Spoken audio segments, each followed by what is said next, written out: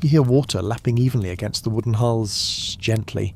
The smell of tar, the faint edge of salt, and the oil lamps flicker like a heartbeat running slow. Let your shoulders drop a little. Let your jaw soften. Breathe out long. Your eyelids grow heavy. When you close your eyes, the image of pirates is usually chests of gold, skull and bones flags, cannon bursting across the sky. Tonight we set that picture aside. We touch the damp wood, feel the coarse rope beneath the hand, hear the ship's belly groan as the waves change their tempo. There is no glittering hoard there, only salt, beeswax, cloth, weak ale, and shares measured out just enough to see you through the day. Loosen your shoulders. Breathe out one beat slower.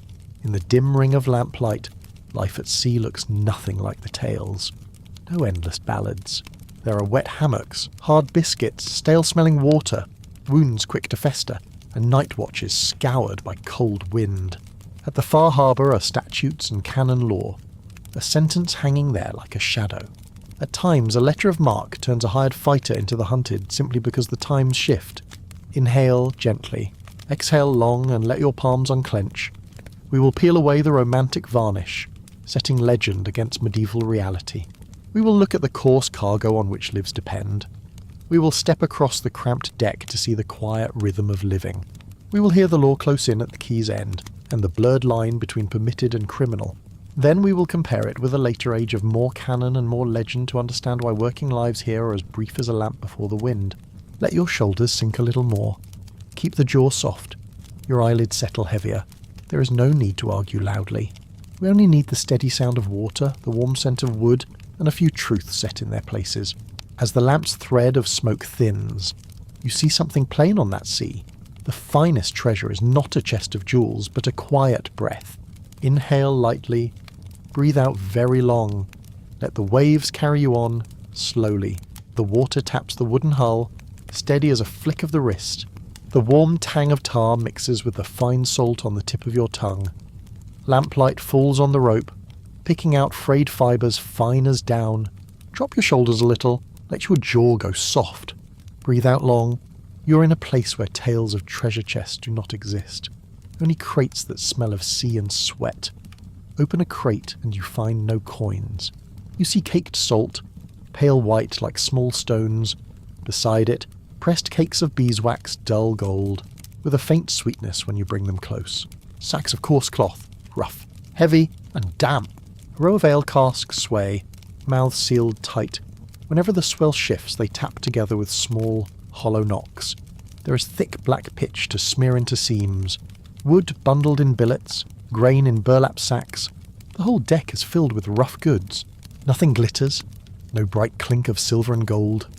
Let your shoulders loosen. Breathe a beat slower. People tell stories about skull flags and chests of jewels, but here, the most precious thing is what keeps the ship going. Salt to keep meat from rotting. Wax to fill and seal, to make candles burn longer. Cloth to trade for meals at strange harbours. Ali and fermented drink to spare you the tainted taste of stale water. Grain to carry breath through weeks of contrary winds.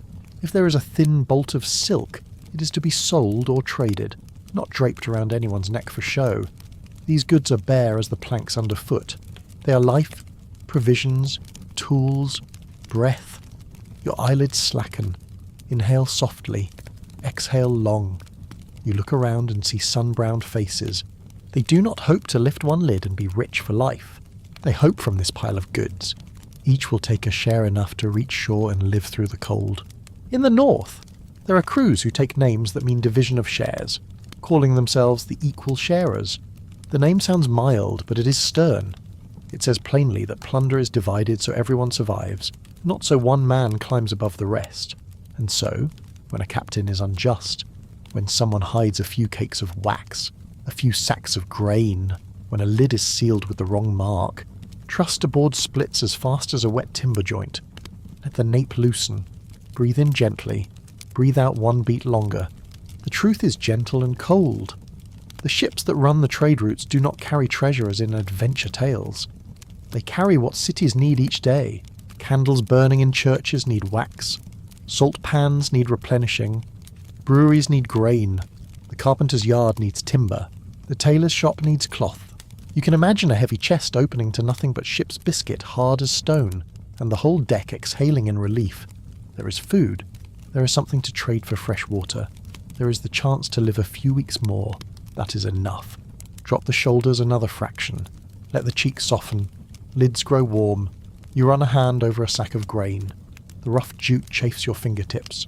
A kernel spills, rolls across the boards, slips into a crack, and stays. The lashings rasp the posts as steadily as breath. Near the bow are a few spaces left for a person's private business. That room is nothing but a patch of deck with a hole, a board thrown over. The ship has no room for privacy, and none for dreams. It has room only for vital cargo. When the choice is between a tub of salt and a legendary chest of jewels, they choose the salt, because salt buys time. Imagined treasure does not. You breathe out slowly, let the chin sink a hair, your back eases. The division of shares is usually quiet. One man keeps the book. One measures by eye and hand.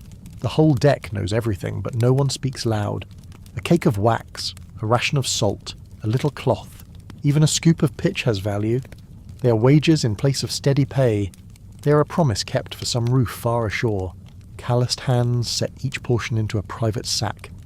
Someone adds a shard of hard biscuit, a sliver of salted meat. No one talks of black flags. No one tells of firing cannon. They speak of a small stove waiting, a muddy lane into the village, the market day coming. Drop the shoulders. Breathe. Unhurried. You stand at the rail and look out over the water. The night has no wind, yet small waves keep shouldering in.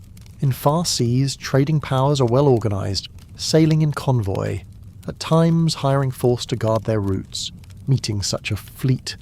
A ship packed with rough goods suddenly becomes worthy prey, not for gold, for sacks and wooden crates. At times, a power turns a blind eye to sailors like you, so long as a hated flow of goods is cut back, so long as a promise of shares reaches the right people. But on another night, when the wind veers, you become the hunted for those same crates. Rest your arms lightly before your belly, exhale a long breath, settle. What makes this truth easy to forget is that collective memory prefers light and noise. People easily recall black flags snapping, the thunder of cannon, the one time a gleaming chest was hauled up. Few want to remember the smell of black tar, the smell of damp wood, the sour beer mixed with salt. Few retell the feeling of lifting a heavy cake of wax, seating it in the crate so it will not tip, cinching the lashing so the swell will not set it adrift. Yet that is real life. That is every minute of the trade that seems freewheeling yet is poor in freedom. Your eyelids lower. Inhale smoothly. Breathe out slowly like water tapping the wooden hull. You bend and study a coarse bolt of cloth. The weave is loose, rough here and raised there. In a distant town it will become a coat, a wrapper, a packing cloth. In a workshop they will use wax so candles burn through the rights. In a kitchen they will use salt to keep meat through the cold months. In a tavern they will pour fermented ale by the mug. Each piece of cargo on deck is an entire chain of work ashore. You do not see gold, but you see countless meals, grain by grain, drop by drop. Shoulders drop. Breathe out. Warm. An old hand stands near you, one palm on the line, eyes counting the swell. He does not tell of exploits. He points to lashings dark with tar, to joints that have been sealed. He points to a cask of ale and says that months from now, when the water has gone off, this will keep stomachs from revolt. He points to a sack of grain and says that if this voyage fails, the next voyages grow riskier because hunger rides with the crew. He does not speak of crowns or glory. He speaks of keeping the ship afloat and the people alive. Inhale lightly. Breathe out long. The radiance of real life is like that, quiet and compact. Sometimes the boat you shadow carries only salt, but salt is an entire winter. Sometimes another carries timber. Timber's a new roof and the keel block for another hull. You learn quickly that each cargo has a different weight in life ashore. You do not aim for what shines. You aim for what is heavy in the hand, hard to hoist, yet landable and tradable for a bowl of food. On the rare days there is silk or finery.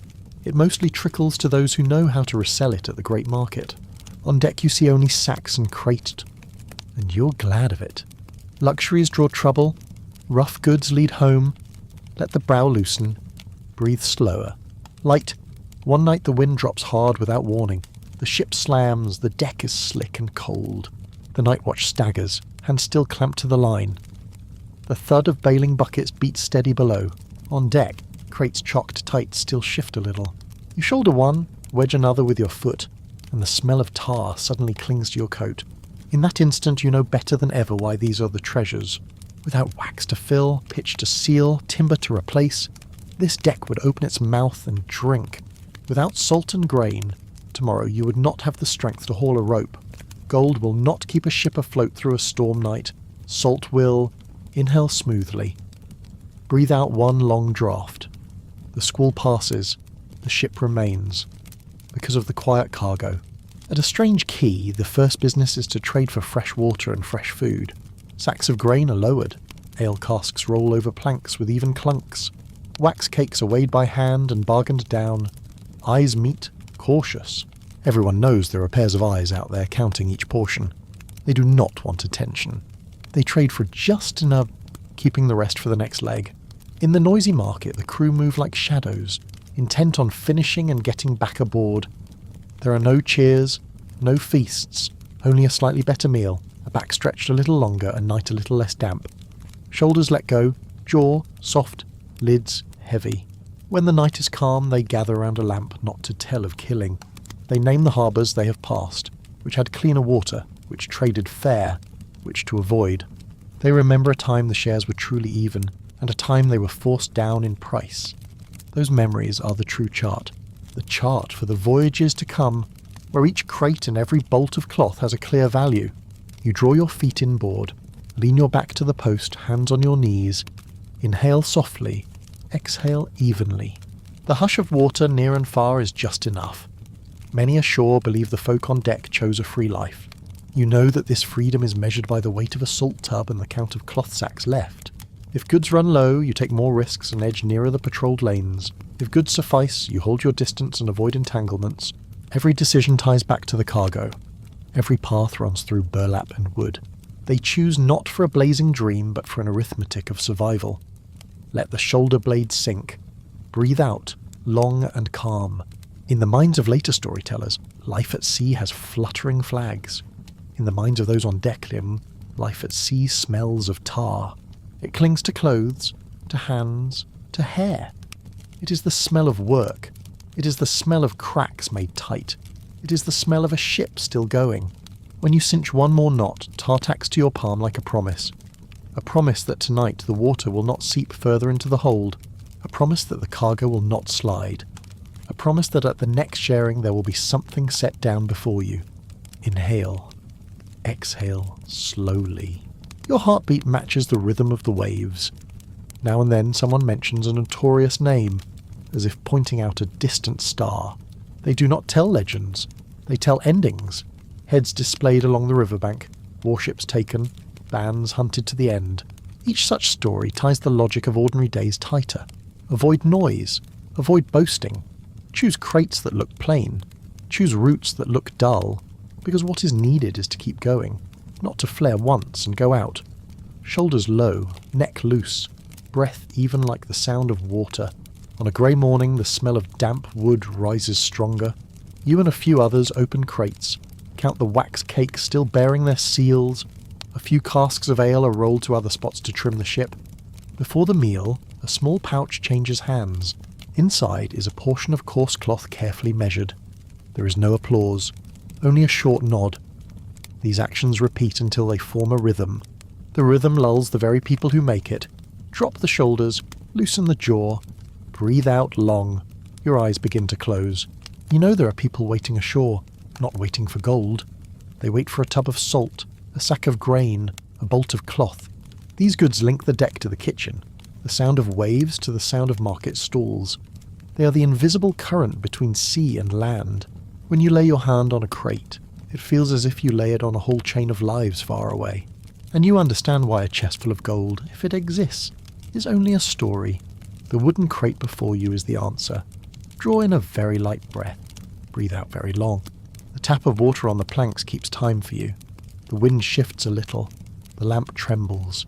The tang of tar softens. On deck the cargo still lies steady as stones that anchor the hull.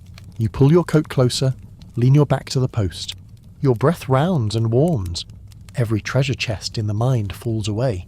Only heavy, hand-filling things remain, enough to trade for a hot supper and a night less cold.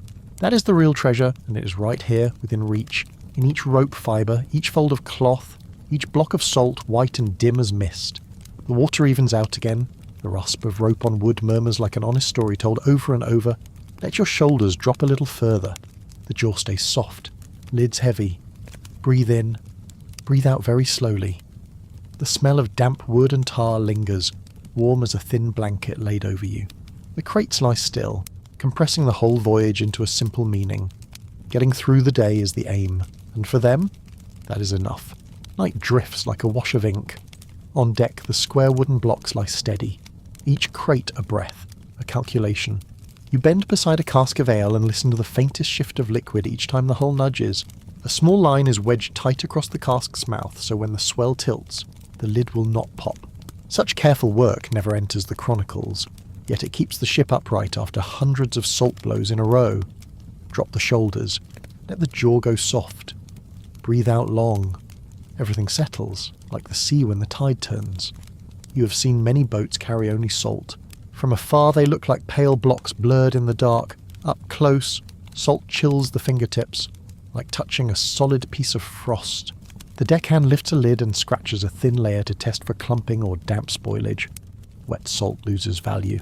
Dry salt means whole winters kept in many kitchens. Ashore, people trade salt for grain, for meat, for fat. At sea, sailors aim for salt because it is time pressed into grains. Gold shines, but it does not mend hunger. Salt can. Lids grow heavier. Inhale lightly, breathe out very slowly. On other days, the ship ahead is stacked with beeswax. Dull golden cakes, each about half a forearm across, with bits of comb still caught along the rim. This wax will become candles in cold stone churches, caulking for deck seams and hull, a thin seal under staved lids. When you lift a cake, it is not heavy like timber, not sharp like metal, but weighted, pliant and sure. That feeling steadies people. Wax does not betray. It lengthens light in winter and plugs weeping seams. One cake divides into many uses, so on deck they count the cakes as they would count quiet nights. Shoulders sink a fraction, exhale evenly, warm. Coarse cloth has its own voice, not fine silks and put-on-y, but rough bolts in grey or brown, patched in darker and lighter places. At market, cloth trades for firewood, for tools. Cloth also wraps what must be hidden, old iron hooks or a little sewing gear. Someone snips a short strip, folds it carefully and tucks it in a shirt to pad the shoulder where rope burns raise welts. Coarse cloth softens the hard lines of life at sea. You touch the weave and feel cool, dry, real. Inhale lightly, breathe out long. The jaw stays loose, shoulders slack. On lucky runs there is sawn timber too. Not fancy wood for boasting, but planks for carpenters, for shipwrights, for roofs torn off by storms. The wood still smells fresh, resin rising, recalling the damp edge of the forest. They set these boards into gaps and lash them tight like tying a promise. Ashore, wood is wall, floor, door frame. At sea, wood is the bones of the ship itself. Each plank carries a season's strength. With new planks, the hull stops groaning when the waves shift. With new planks, there is a corner of the hold a little drier for sleep. Drop the shoulders. Breathe out. The scent of wood gentles the night. You have learned to read value by sight. Clean salt, and you picture meals across winter. Solid beeswax, and you hear candles burn without sputter on the altar. Coarse cloth, and you see stubborn shoulders bearing wind. New timber, and you imagine tighter roofs, hulls that leak less. A cask well fermented, and you imagine a small tavern on the quay where they pour steady mugs to spare bellies the tainted water. It is a long chain of barter, from deck to market, from market to kitchen, from kitchen to days without hunger. Inhale smoothly, exhale long. The story's rhythm matches the waves. Sharing is usually done once everything sits right. The purser takes a nub of charcoal and writes on a planed plank. Names need not be spelled out, only a markle can read. Each share is set down in front of its owner, no bigger and no smaller, every eye glancing across as a kind of care and reassurance. If last voyage you braced your shoulders longer when the storm pressed, someone will likely slide over a bit of hard biscuit or a strip of cloth. No big words, Sailors are sparing with speech as they simply nudge their portion. When you answer with the smallest nod, that is enough.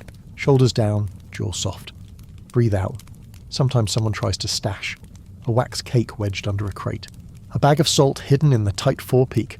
In that hot, damp air, secrets soon begin to smell. When found, there is no need to shout. One direct look is enough to make the person lay the hidden piece out on the deck. On long runs, everyone knows there are lines that cannot be crossed. If one hoards, next time two will hoard. The ship will fill with invisible holes. No one wants that, so they hold one another to the line.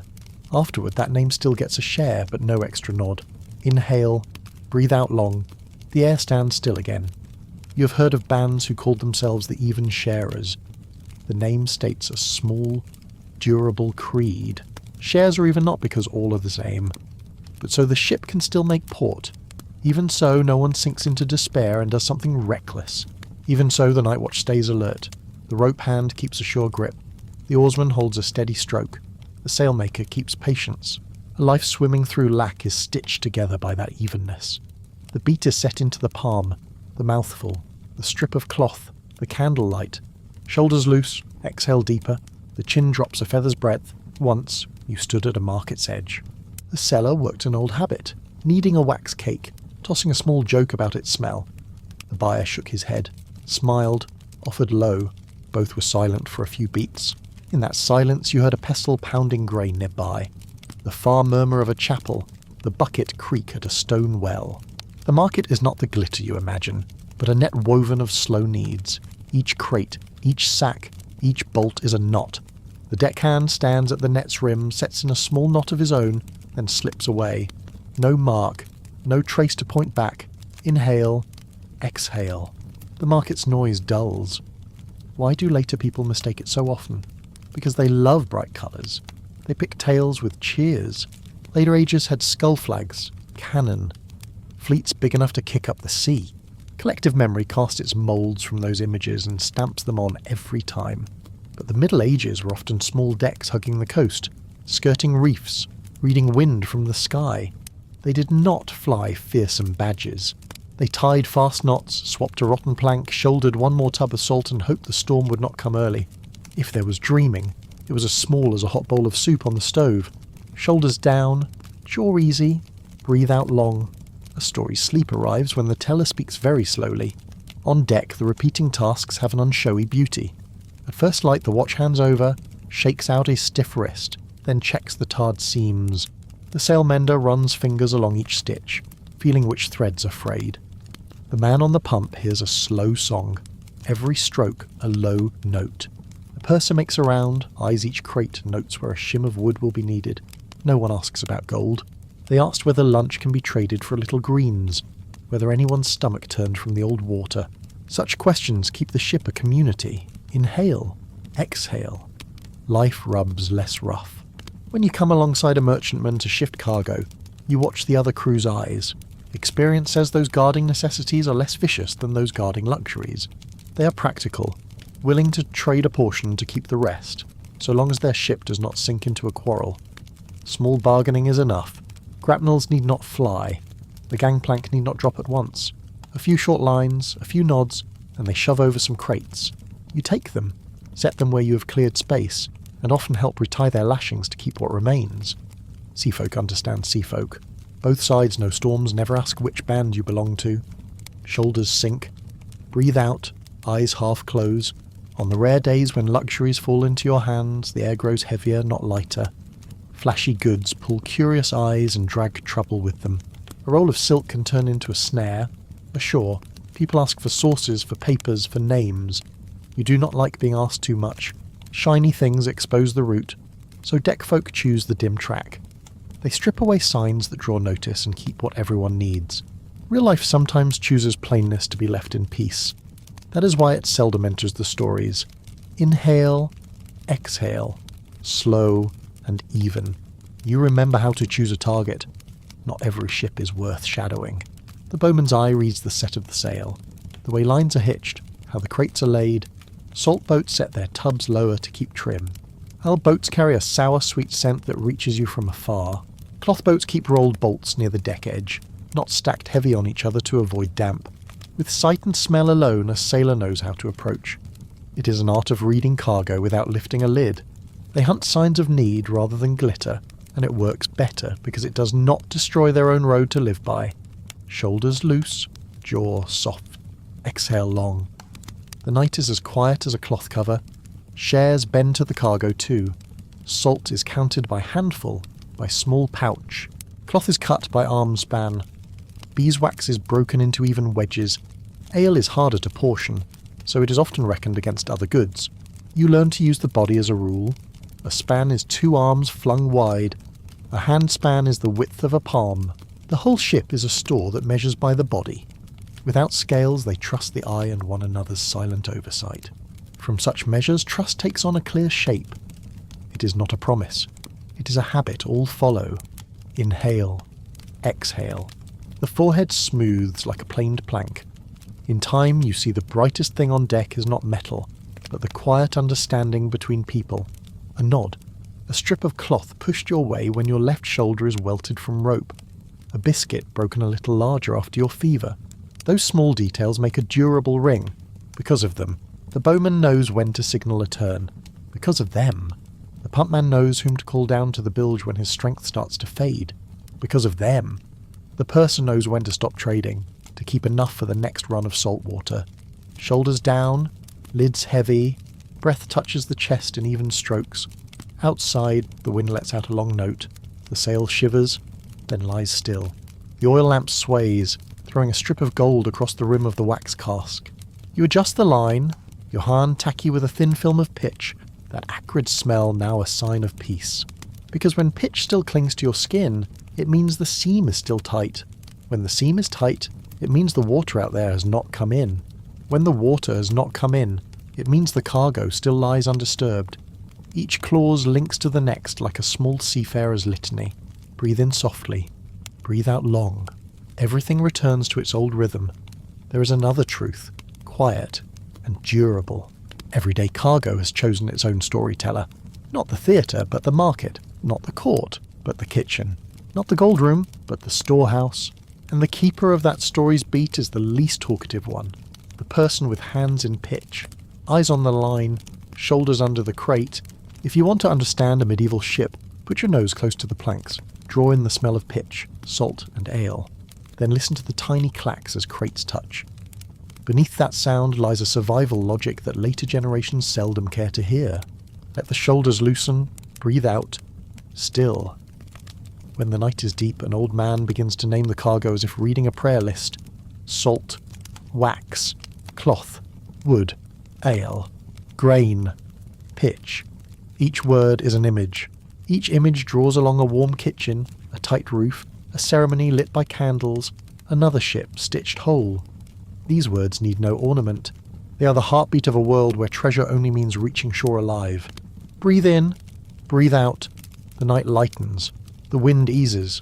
You lean your back on a timber post and hear the even slap of water, the scent of damp wood and pitch wrapping you like a thin scarf. The silent crates are the answer to every question. Live by rough goods. Hold one another with even shares. Choose the dim path to be left in peace. That is how a seagoing life passes. When you close your eyes, the rasp of rope on wood is a poor yet warm lullaby that brings sleep near. Night draws back like a thin ink stroke. Before dawn touches the water's edge, you hear wood swell in the damp. Planks sighing very softly, then lying still again. The oil lamp is down to a small ring of flame like a curled leaf. The smell of pitch warms the cold air. You sit up, back to the post. Your hand finding the tie just replaced last night. The dry scratch of hemp telling you the knot is sound. Drop the shoulders, soften the jaw, breathe out very long. Another day of plain practicality begins with an even breath. On the deck, the casks lie in rows like low notes. They do not promise jewel chests. They promise the one thing that carries hull and people through the cold wind season. A dry cask of salt means meals that can still be cooked when the shore supply is cut. A dull gold cake of wax means evenings of steady light in damp stone rooms. A bolt of coarse cloth means a shoulder spared from rope burn. A sawnboard means a leak wedged tight before the wave can open its mouth. A well-fermented barrel of ale means a way to avoid the old water turning sour and bitter in the tank. Last night you counted these with your fingers. This morning you only scan once around. Remember the positions. Remember the sure feel when you lifted and set them down. Breathe in slow. Breathe out easy. There is no need to speak loudly for all to understand. You have heard tales of gold chests and moonlit divisions of silver. They belong to another time, when cannon had come to the decks, when a black flag became a sign read from far off, when ocean crossings carried gems and bullion from far strange lands. Here, in your slice of time, seafaring is bound to the routes that feed the northern towns, where wind and snow make salt, timber, wax, cloth, ale and pitch equal in weight. You look at a cask of salt and see a chain of winters breathing easier. You touch a wax cake and hear a quiet candle in a chapel. You raise a new plank and hear another hull groan less. That gaze does not glitter, yet it lasts. Lower the shoulders a little more. Breathe out long. Lids grow heavy, then open again. On deck, the old man speaks little. He always starts the day by touching a wax cask's rim, gathering a thin film on his fingers, lifting it to his nose. With that alone, he knows if the wax is still clean or tainted with strange smoke. He goes to the salt, scrapes a little with a knife tip to see if the grains clump or breathe damp. With ale, he gives a light shake to hear liquid strike the staves. With cloth, he touches a thumbnail to the roll's edge, feeling the roughness that separates flax from hemp. He lingers at the planks, reading the grain to guess if the tree grew in shade or sun. Walking behind him, you learn a kind of knowledge not written on paper. It sits in the hand and lives in the fingertips. Breathe in. Breathe out, light as cloth slipping across wood. Sometimes the ship you shadow does not carry what is needed, yet the deck's language still finds a way. They glance over, see a halyard frayed, and let go a cheap length of cloth. You answer with a few scoops of salt drier than theirs. No one tallies like in the market square. No one declares a profit. They hold to one rule. Keep the water road open for next times. Choose the most forgettable thing to exchange, since it draws no notice. Avoid showy goods. Avoid the tails that trail behind them. Keep the joint strong with things of need. Shoulders loose. Breathe out deep. The deck seems to drop a step. Often when rain drums hard, the lower hold grows wetter, and rats slip from warm corners to feed. You begin the day by hanging biscuit sacks higher, sweeping crumbs clean, smearing more pitch along the board edges where they slip in. That too is a different bargain with the sea. Not counted in gold, counted in scraps. If deckhands are careless, the rats take the share. If careful, the people keep it. Everything is a share, yet the best share is a night of sleep without rustling under your head. Breathe in slow, breathe out long. Rinse your hands in salt water and wipe them on the legs of your canvas trousers. You once saw a small locked chest. It lay in a corner of the steering cabin, dark and long scratched. The one time it opened before you, there were handwritten papers, black ash stamps, a few short cords and a wax seal. No shine of precious metal, only signs of bargaining power. In your time, such things are worth more than glitter. They decide which ship may enter which harbour, who may trade what, who must turn back. Letters, stamps, papers and nods are the invisible treasure that keeps a ship in motion. Years later, you still remember the quick drop in your chest when the box opened. Not disappointment, only clarity. Shoulders down, jaw soft. Breathe out. Why do later people think first of treasure chests? Because a tale wants something bright to catch the eye. Goods that keep others alive are dim. They sink into kitchens, into stores, into roofs, into market days no one writes down. The only records are candles burned low, streets kept dry where pitch sealed the cracks, salted meat that did not spoil when the wind turned, garments that tore more slowly because thick cloth padded them. Such things do not become legend. Without them there would be no days without hunger. Inhale, exhale. The plank under your back feels less hard because you wedged it last night. A younger hand once asked if you dream of gold. You shook your head. You dream of a bowl of soup with a little fresh greens at the journey's end. You dream of a night without soaked bedding, a rope that does not cut deep at the shoulder, a pitch seam that does not crack when the sun climbs. Many on deck dream the same. Those dreams together pull the ship through the windy season. That is why even sharing is a habit, not a slogan. When the shares suffice, the dreams are modest. When the shares fall short, each person curls inward. The dream hardens into a thorn that presses another's back. Even shares keep the dream soft. Shoulders sink further. Breathe out. The salt on your tongue fades very slowly. You notice the purser. who remembers every small voluntary kindness. A strip of cloth pressed to your shoulder the day the wind shifted. A biscuit piece broken larger than usual after your fever. A fresh mug of ale handed over when you had just finished a hard haul on the line. He does not write it, yet he keeps it in mind. When stores run thin, he calls the right person to take a little more. There is no praise, there is no thanks. Only a nod, meaning it was seen and the even beat will be kept. On deck, fairness is not a speech. It is small motions repeated long enough. Breathe in. Breathe out. Sun begins to scatter across the water. When the sun lifts over the starboard side, you hear sailcloth drying, lines tightening, water drawing its feet from the planks and leaving small glints. Seabirds skim past, their shadows cutting a faint line across the lamp that is going out. The whole ship seems to open its eyes together. Someone coaxes the fire to simmer a pot of grain. Warm mash mingles with pitch and lightens the hold. By the little galley the morning talk turns to one thing only. What to trade today to keep the beat until the next key? Not to grow rich, to tire less, to keep those crates steady. Shoulders loose, breathe out, many breaths blend into one soft thread. By noon you check the rim of the salt cask again. The sun makes everything swell a little. You knock in another wooden wedge. These small crafts have no place in paintings, yet they are where the story lives. They are the even taps that carry the ship through slack waters. They are a patience that needs more than strength. You think of the bright pictures, then look at your hands gritted with salt and pitch. Together they make a durable grey. It is not brilliant. It endures. Inhale, exhale. Your hair is faintly sticky with brine, yet your sight is clear. Sometimes the wind turns without warning. The hull dips once. A few crates roll as if taking a strong breath. Your hand is already set on the lashings. That is when you understand why only essentials ride the deck. Because each finger then must hold, not snatch at trinkets.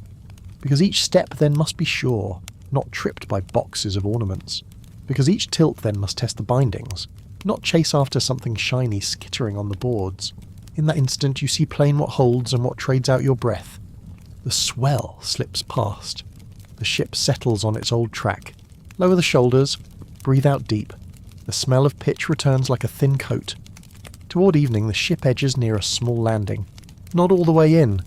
It stands off by more than a bowshot. From there the people ashore can see the plain cargo and you can look up the slope and judge whether the market is busy. Hand signs are enough. Someone on shore lifts a dark sack of cloth and taps twice on the wrist. That means they want padding for lines and need it quickly. Someone on deck gives a long nod, points to a salt cask, then cups a hand. That means only a small trade. Keep the bulk for the next stretch of water. These wordless talks are light as an old tune. Shore and ship meet by rhythm. Breathe in, breathe out. The wind from land carries the smell of freshly ground grain. Night returns, and the oil lamp with it. The low flame throws a row of small half-moons along the wax cask's sides. Supper is a bowl of grain porridge, a shaving of salted meat, a mouthful of ale. You lean on the post and hear the steady slap of water on the hull. There is no other music. Yet this beat answers the old question. Why do they not hunt gold chests? Because this beat needs things that keep it even. Salt for the pot, wax for the candle, cloth for the lines, wood for the hull, ale for the throat, pitch for the seams. Together they make a treasure that does not glitter and cannot be spared. Lower the shoulders. Keep the jaw soft. Breathe out long. The story closes into that truth. You cup your hand to shield the flame and trim the wick low. The pitch smell deepens as night gathers. The crates lie rank by rank, quiet as answers already given. Tomorrow will be the same beats. Shares just enough. Trades just enough. Leave no marks. Measure by arm span. Judge by the nose.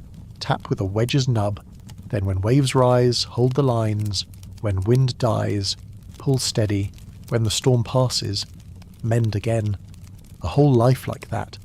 If anything here is treasure, it is the unbroken run of that gate. Breathe in. Breathe out. Lids grow heavy. At the deck's edge, the old man reads his prayer list again.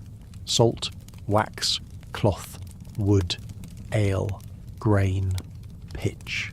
You whisper along, each word falling in your mouth like raindrops falling evenly on wood. There is no room left for glare, only for what endures. And as the slap of water on the hull softens, You understand that today's fragment has brought you closer to the heart of an age. Survival is measured in rough goods. Quiet is bought with gentle bargains. The richest wealth is sleep that the wind does not wake. The lamp sinks one ring lower. The smell of tar soothes like an old blanket. You let your shoulders loosen and let the breath fall deep, light as a line gone still in the night. Everything slows, ready to pass into the next beats of life aboard, where the damp hammock, the thin porridge and the calloused hands leave drowsy dreams towards shore. Last night's water is still knocking evenly against the hull. Like a clock without hands, everyone aboard knows by heart. As the flame in the oil lamp sinks, the smell of pitch softens and stops biting. Bodies lie interlaced in the hold. A few damp hammocks sway very lightly, backs against the planks warmed by human heat. There are no loud songs, no cups drained to the dregs. There is, instead, scattered sighing, the small sound that truth clings to very tightly. Lower the shoulders, soften the jaw. Breathe out very long. Let your nose catch the briny salt still lodged in the seams of your shirt. If anyone came looking for a soaring kind of freedom, they would be startled by this space a narrow, low wooden corridor where your right hand touches the ceiling and your left hand touches the side of a cask. A place to sit is traded for a coil of line that is not snarled. A patch to sleep is traded for a short watch at the rail. A place to relieve yourself is traded for a single latrine perched at the stern, usually kept for the steering deck and important visitors, while those below decks mostly have to make do with wind, dark and balance learned by practice. Through all of it, life turns on a hard rhythm. Keep the hull dry. Keep the food from spoiling. Keep people from falling. Keep lines from parting. Breathe in slow. Breathe out easy. The beam of the lamp's nose, trembling, is still there. The popular picture of a free deck, wind-ballooning shirts, good wine, singing, belongs to another age, later centuries with cannon in rows. Signals known from afar and silver chests on long ocean crossings. Here, in the medieval frame you stand inside. Every freedom is paid for by very specific lack. Paid each morning, each time the sky turns to rain, each time a rope burns the shoulder. You do not argue with waves in words. You bargain with hands used to salt. The lower hold opens its eyes with a small stir of casks. The oldest sailor touches a wax cake's rim, brings his fingers to his nose and says nothing. Another flicks the beer cask to hear the bounce of liquid. Another sets a knife lightly to the salt to see if the grains are still dry and loose. Someone else lifts the edge of a linen roll to feel how rough soft the thread is. No one looks into a mirror. Everyone looks to the quiet things that keep them alive. You learn to look that way too. When a grain sack breathes out damp, you know it needs shifting. When a pitch seam whispers wet, you know it must be wedged again while the weather is dry. Lower the shoulders, soften the jaw, breathe out long. The sound of a wooden tool tapping a wedge is light and final. The first meal of the day is a thin pot of grain, boiled with old water strained through cloth.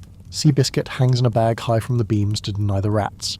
There are still nights when you hear small teeth click under your nose, and in the morning you sweep, hands tightening the bag's mouth without thinking.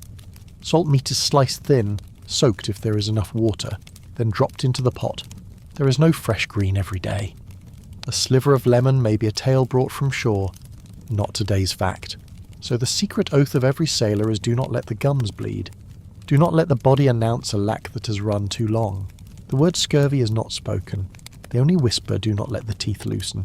You chew a corner of biscuit slowly, hold your breath. Breathe in, breathe out, and feel the body endure. Some people laugh when life aboard is an adventure song is mentioned. They laugh not out of scorn, but because laughter eases the salt-dry throat. Then they go back to the morning's work, pumping bilge, covering cracks, checking lifelines. A lifeline looks like any other rope the first time you see it. After a few runs, you know by touch which strands have drunk too much rain, which are eaten from within by salt, which need to be turned and dressed again. All those small things are what stand between you and the sea. Without them, no song on deck can stand. Breathe in, breathe out, cinch a hitch and hear the line answer with just the right tension. You lie in the hammock a moment mid-morning if it is your turn. The hammock smells of people and salt. It is damp, but better than the cold boards. Overhead, a low lamp throws a dull gold, and an oar leans on the bulkhead even though there is still wind today, because calm can come at any time. In your age, the oar is always a plan, not a symbol. When the sea stops breathing, hands must breathe in its place. Few talk much about the long stretches of rowing. Arms remember the ache. The head remembers water that pricks like needles. But if you do not row, you will be stuck nowhere near a shore, with stale water in the tank and biscuits already moulding. Then all the ship carries, salt, cloth, wax, timber, ale, will grow heavier on the spirit. Lower the shoulders. Let the shoulders go loose and let your breath fall long like an oar dipping and lifting. Rats do not know legend. They know the smell of grain. You learn their paths by the tiny ways they prefer a board edge where pitch has dried, the corner of a cast set snug to the side, a dim pocket behind a stanchion. Each time you mend a gap, you mend two things, the hull and the belief that the late-night rustling will ease. Rats teach patience. They do not give up, and neither do you. You scatter ash here, set a trap there, hang the food bags higher. Some days you win, some nights you lose. Each time you keep a biscuit sack ungnawed, you keep a meal free of odd taste. Breathe in, breathe out. Victory here is only a fist of crumbs that does not fall to the floor. Drinking water grows harder by the day. When the barrel has taken on the old taste, the tongue knows before the nose. The first drops of the day are saved for cooking, and throats make peace with a light sour ale. Safer than stale water many times over. No one is drunk, they drink it as a way to avoid sickness. When the sea is kind, you dream of a piece of fresh fruit from a near shore. When the sea is fierce, you learn to forget the dream. The old teacher trick rinse the mouth very well before the first sip of ale so the mouth sheds the salt stuck there through the night. Lower the shoulders, soften the jaw, breathe out long. The body accepts small bargains in order to go on. Everyone on deck keeps a small cloth bag of personal things, a wooden comb, a cleanest scrap of cloth to bind a cut, a flat length of cord like a belt, a handful of knots practiced until you can tie them with your eyes shut. There is no scalpel, no painkiller. The ship's healer is the person with steady hands and a sympathetic eye. Sometimes a clean saw and a bowl of ale drawn thicker than usual. Wounds do not need names. It's enough to see someone's eyes close a little longer and the breath even out. You know a decision has been made. Speaking pain loudly is taboo here, not because anyone is harder than anyone else, but because a loud cry can snap the fine thread of courage in another. So the heavy things are pushed away and set in the dim. Breathe in, breathe out. Save a hand that can still be used, save a rope that can still pull. By late morning hour when the sun puts a faint halo on the mast, the keeper checks the spots that mould first. Whoever reaches them first puts a hand there quickly, a motion like making the cross, then trades a smile with another pair of eyes. The smile says this is not too bad yet, we can keep going. The spirit of the ship lives on small things like that. Just enough hope not to fall apart, just enough realism not to dream. In that air the stories of song and fine drink sound like someone else's time. You see why the world so often mistakes it. Tales born in a later golden age wander backward easily and get pasted onto lives that were never theirs. You do not blame them. You just pull the line tighter. Today the wind is not strong, but enough that the ropes purr against the wood like a cat breathing. You are responsible for a section of sail, measuring wind by the way the short hairs at your brow tremble, and how the skin at your neck feels the shift before the cloth itself moves. Metaphors do not help you set a sail. Only fingers that speak with hemp will do, and that is how a choppy day becomes an ordinary one. Lower the shoulders. Breathe out slow, long as the thin shadow of a line hanging down to the deck. Lunch is not much different from breakfast. Many eat standing so blood moves and keeps them warm. A younger hand finds a piece of dried apple lost in a cloth bag, breaks it in three and passes it to the two beside him. No one says thank you out loud. 3 very small nods are enough to make the food sweeter.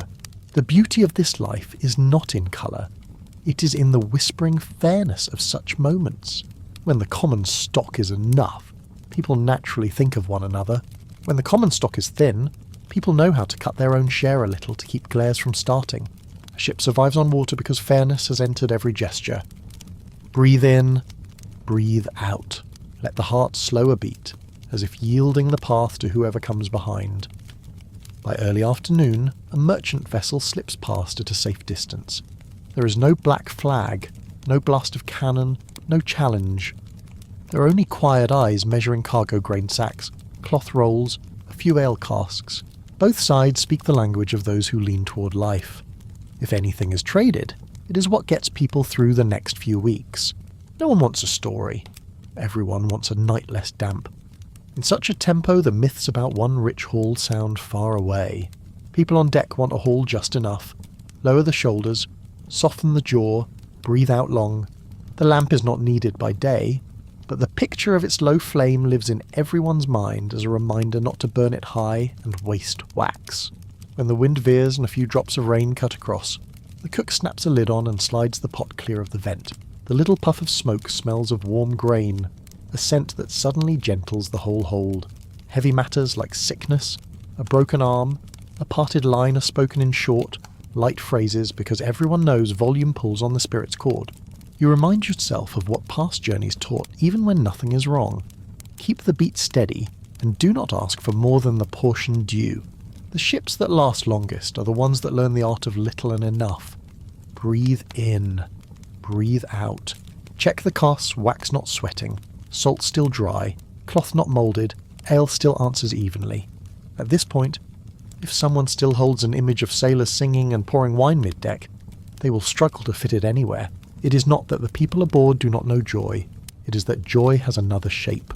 A seam sealed tight, a day with no rowing, an evening with fewer rats, a mouthful of ale with no off-taste, a pot of porridge cooked thicker, a hammock a bit drier than usual. These happinesses are so small and true you can hold them in your hand like a piece of bread that does not crumble, like a line that does not fray. They are lights that do not flare, yet they stay. When people lie down, they fall asleep faster because they trust those things will come back tomorrow. Lower the shoulders, soften the jaw, breathe out long, lids grow heavy, then open again because your watch is not done. Someone once asked, "So where is freedom?" Here, freedom is not a door thrown wide. It is the narrow gap you hold with your own hands so it does not close. A tight seam is freedom from a leak. A dry salt cask is freedom from spoiled food. A dry roll of cloth is freedom from rope-burnt shoulders. A latrine that is not clogged is freedom from spreading sickness. Medieval freedom at sea smells of pitch, tastes of salt, sounds like a pump, shines with a low lamp, sleeps in a damp hammock, flashes as the quick shadow of a rat. It does not glitter. It breathes evenly. Breathe in, breathe out. You feel lighter when you call by its right name the thing you're keeping. By mid-afternoon, the clouds thin and the water opens little panes of light. The old man walks the deck, hand feeling each plank patched over the years. He stops at an aging seam, tilts his ear to hear how the water strikes that very spot differently. So long at sea and he is not tired of listening, younger hands watch him and learn to set an ear to the wood, to let sound lead rather than the eyes. Skill here is rarely pretty to look at. It is beautiful when someone lives through one more season of wind. That is when you see why people often mistake this life. Its true beauty does not suit a lens, but it suits a quiet sleep.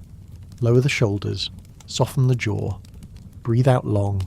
In the hold, an oil lamp has just been primed for night. Outside, a fine rain has just passed and leaves the gentle smell of wet wood like a blanket. The watch on the sails change places, feet stepping through small wet prints. Each person does the task that is theirs without a shouted call.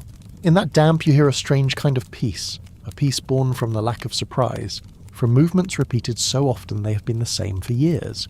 If there is anything harsh, it is the demand to endure this familiarity day after day. Yet this is also the only gentleness the sea allows. Breathe in. Breathe out. The water's knock on the hull repeats and repeats until the mind softens like a rope soaked to make it supple. They think about the salt cask that must not get wet, about the lamp that must not blow out when wind rises, about where to hang the hammock so it will not catch a drip. They think about what might be traded tomorrow at a near shore, a bit of greens, a few new hooks, a strip of cloth so a bandage will not stick to a shirt. They think about not coughing hard so old stitches do not tear. They think about which hand should take which line next, and which line to let go. They think little, do much, and let the sea speak the rest in its unending murmur. Lower the shoulders, soften the jaw, breathe out long. The lamp's flame has dropped one small ring. When the sun leans over, the mast's shadow falls long like a needle pointing to the join between the planks. The keeper puts his ear to the wood and hears what he wants to hear. Today the ship speaks in an even voice. There is nothing dramatic, and that is the greatest victory. Evening is near. The The galley will coax a flame for the last meal. A few hammocks will be lowered. Cloth bags will be tied a little higher. Somewhere a small story of the shore will be told very softly, then fade to make room for breath. You close your eyes for one beat and open them again because night watch still lies ahead. Breathe in, breathe out. The smell of wet wood and pitch holds the air, as if the ship knows how to lull its own people. The afternoon passes very slowly. Light slants across the deck and reveals each dark pitch line where board meets board. The smell of damp wood thickens like a thin blanket laid over every sound. Anyone near the hold has learned to listen with the fingertips. They touch the side of a cask, touch a knot on a line, touch the mouth of a lid. Everything is quiet in its own way. A tight lid is quiet with firmness. A crack is quiet in a way that holds its breath. You learn that after a few runs. Lower the shoulders. Soften the jaw. Breathe out very long. The ache in your back settles like foam dying at the rail. On ships of this time there is little room for privacy. Hammocks hang close. Bodies lie as far apart as an easy reach. A small cloth bag tied above the head holds the few most precious things. A clean strip of fabric. A piece of wood rubbed smooth into a comb. A model knot to tie by memory. That bag is a tiny island that keeps the feeling that you are still a person with your own things. The rest is shared. Resting space changes by watch. Sitting space changes by task. Even relief changes with wind and wave. On some ships there is a place open to the air at the bow. On others a little box juts from the stern. Everywhere is make do. Spray coming back up is ordinary. The most private things must be handled like any other piece of work. No one jokes. No one makes a scene. Everyone understands that discipline in small matters is what keeps strength for the whole trip. Breathe in slow. Breathe out easy. The water sounds grow farther away inside the ear. Food does not change much day to day. Hardtack is so hard you tap it to shake out dust and dead insects. Salted meat must be soaked to dull its bite. One thin pot of grain feeds the hold and can only be thicker when water is convenient. Far from shore, clean water is counted as if drop by drop. The practice take a small sip first to rinse the tongue, then drink. Thin ale keeps sickness at bay better than old water. No one takes it as pleasure. It is a measure. When there are a few fermented greens, everyone feels the body change. The gums bleed less. Hands keep their strength longer. Even that is a luxury. Lower the shoulders. Soften the jaw. Breathe out very long. Lids dip and lift again because work still waits. Sometimes someone coughs and cannot stop. The cough sounds clogged, mixed with the smell of pitch and stale salt. People edge aside a little so that person can sit near a draught. No one comments. Hard lessons have taught them to speak little. Some thin fast, some teeth loosen and fall. Some cling to tasks as a way to say slow and sure that they are still here. The ship's healer rarely has schooling. He is the most thorough, the most patient, the one who best understands the body. He washes hands with hot water and spirits if there are any. He lays out strips of cloth for binding. He talks small and steady. If he must cut, he does it fast. No one describes it. Only slight nods pass among them. After that, there is a long quiet. Breathe in, breathe out. Pain passes like a swell moving beneath the keel, waking no one. Rats appear wherever grain smells. Fleas and roaches take salt better than people do. Those in the hold know the paths of the lives that live off them. Traps go where it is driest. The highest hung bag is sometimes not safe. Hands must work before eyes. Sweep as you tie as you dust a thin ash. Morning can begin with the small snap of a trap. Someone lifts it neatly, drops it in a bucket, fits the lid, and goes to wash. A movement done as if practiced long ago. Each time a corner is kept dry, the whole crew feels a little stronger. Health here is not a hazy idea. It lives in each board that does not weep water, each coil that does not grow spongy, each bag of meal that carries no off-smell. Lower the shoulders. Soften the jaw. Breathe out long. Warmth from the body next to you spreads like a blanket. When the wind drops, the oars come out. Wood on water begins its steady sound. There is no music.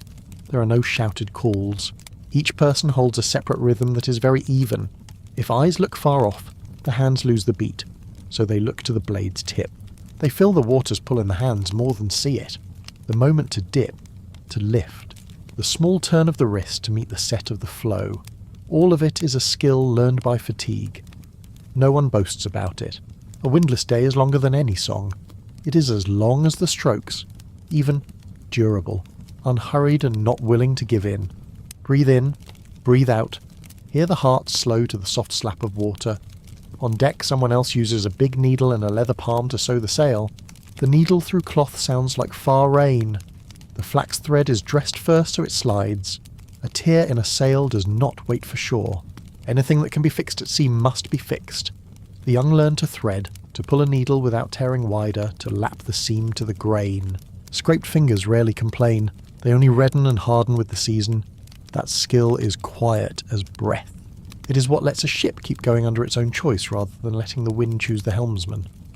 Lower the shoulders, soften the jaw, breathe out long, movements shrink and soften like lamp gold sifting through smoke. Late afternoon is the most fragile piece of day. Bodies are tired, light is dull, work cannot stop. People check the wedges, smear more pitch, wipe pooled water from the corners of the hold. One walks the hull and listens for the last tiny leaks. The nose catches a hidden damp quickly. The body learns to be the ship's ear and eye. They are so used to it that finding a new damp streak feels like finding an answer. They tap a plank and feel the density. They look at a fresh run of pitch to see if it has blended. They do not talk much. They know these things must be done each night. Breathe in. Breathe out. The mind rests on the comfort of repetition. An ordinary day can turn bad with nothing more than a steady rain. Not a raging storm.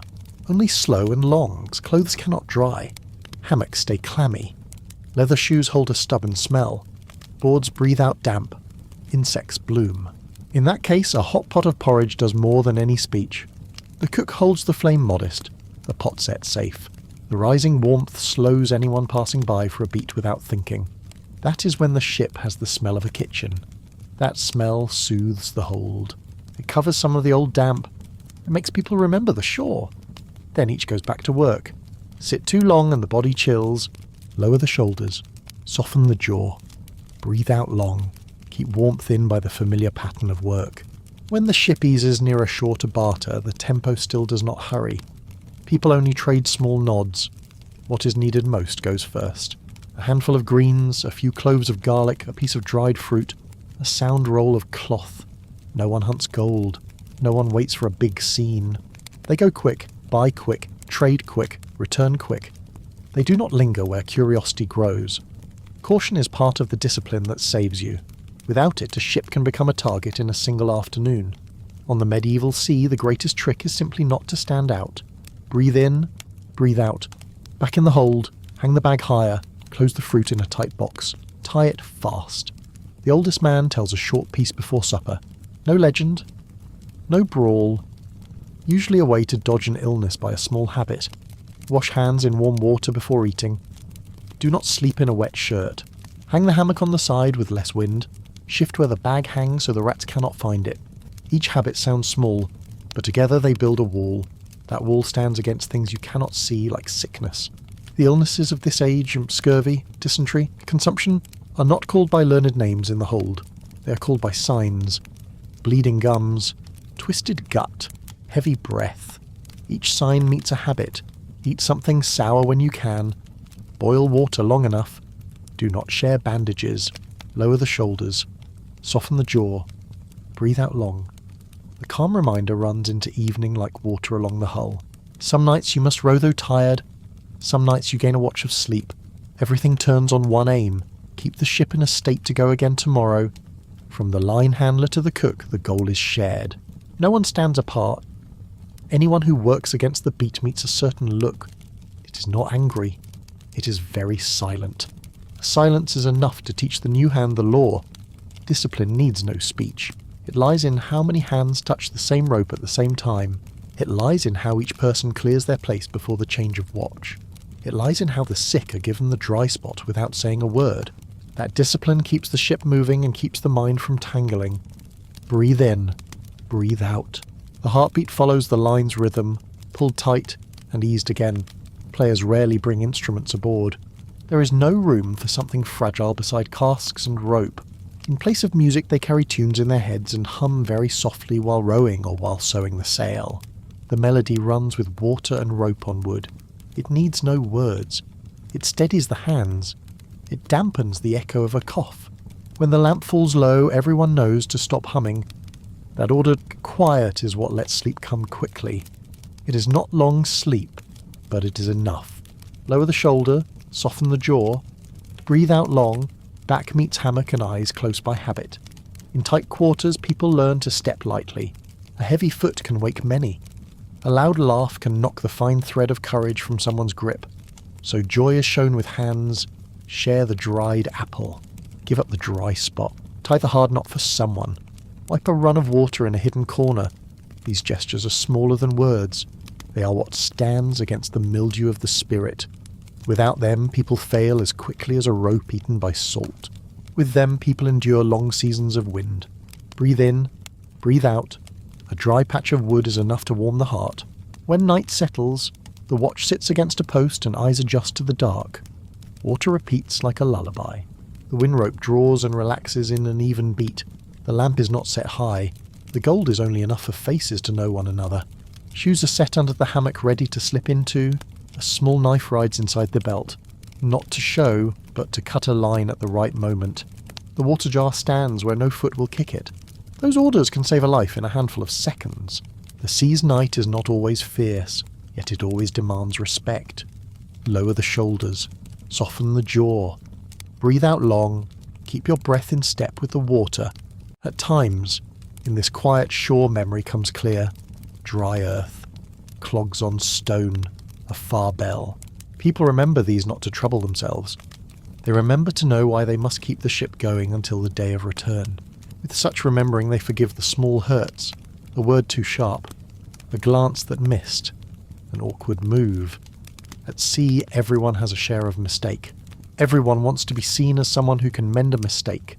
That spirit warms the hold better than any cloth. Breathe in, breathe out.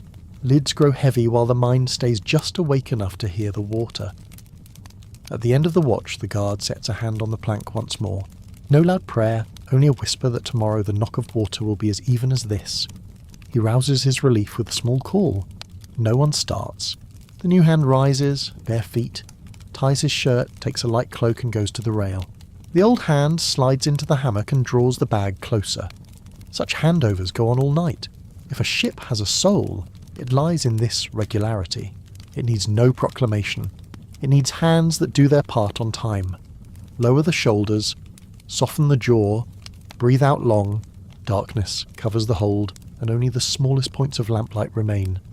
You lie looking at the pale bands on the wooden ceiling. The grain runs like little roads on a map. Each line tells of a past patch. Each knob of pitch marks a season. The ship's history lies right above you, close enough to touch. It says survival here is a chain of small adjustments and long patience. It says that loud pirate legends have been put in the wrong place. Real life is not that loud. It is quieter and tougher. Because of that, when your eyes close, sleep comes with a safer feeling, not because the sea is gentle, because people have been gentle to one another. Breathe in, breathe out. The lamp's glow wavers and then stands still. A small wind whistle skims past the mast. The watchman smiles, knowing the wind is about to turn. Tomorrow will ask for different hands. Maybe a reefed sail, maybe an extra panel raised, maybe the heavy casks shifted for balance. None of it is dramatic. All of it is necessary. And that necessity is what keeps people of this age upright. In a world of lack, they choose to keep discipline, keep habit, keep calm. Lower the shoulders, soften the jaw, breathe out long. The night's rhythm runs on like a thread drawn across months. No, outside, a larger swell touches the hull. The ship shivers once and settles. The watch peers into the dark and listens for the water's answer. Other ships sign. No torch on the surface, only the sea changing its breath. He pulls his collar close. On his lips a phrase so small no one can hear it. Small, but it warms him. The warmth goes down into the deck, through the wood, into the hold, to the sleepers. Breathe in, breathe out. The whole ship feels joined into one body, breathing together. Morning will come with the same old motions. Pump the bilge, scrape the runnels, check the casks, stitch the sail, smear the pitch, cook another thin pot of porridge, put a roll of cloth in the driest spot, hang the biscuit bag where rats can't reach.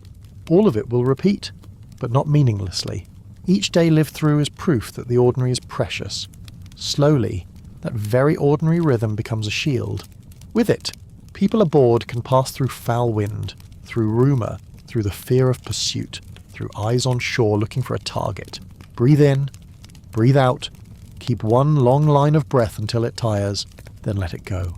When the first star lifts out of cloud, the watch shifts his stance to keep out of the wind. Below Kyabn, someone turns and tucks the blanket edge closer to the chest. On deck, rope still rasps on wood. The sea keeps the lullaby. The ship keeps the pulse. People keep the habits. That stitching needs no name. It is the ground for everything else. If trouble comes tomorrow, all is as ready as it can be. For now, quiet preparation is the sleep itself. Lower the shoulders. Soften the jaw. Breathe out long. Let the body sink and rise and slow, even to the water's pace. Before dawn, the damp wraps the ship like a thin fog. The watch change rises in silence. Bare feet on cold boards. Fingers check the small bag tied at the hammock head. A cloak cord is snugged. Someone passes the lamp, lifts the wick a touch and lowers it again to save oil. The gold breathes even, not fast. The water still knocks softly at the hull. Lower the shoulders. Soften the jaw. Breathe out very long. Eyes settle into the hold's deeper black. No one shouts the schedule. It lives inside each person's habit. The linekeeper adjusts a hammock angle so the driest corner goes to the sick man. The sail mender checks yesterday's pitch dress stitches. The cook breathes a small flame to life. Sets on a pot. Waits for the fine bead of rising bubbles. Damp wood, pitch, and hot water smell together. You step lightly between hammocks, careful not to brush another's cloth bag and unwritten law.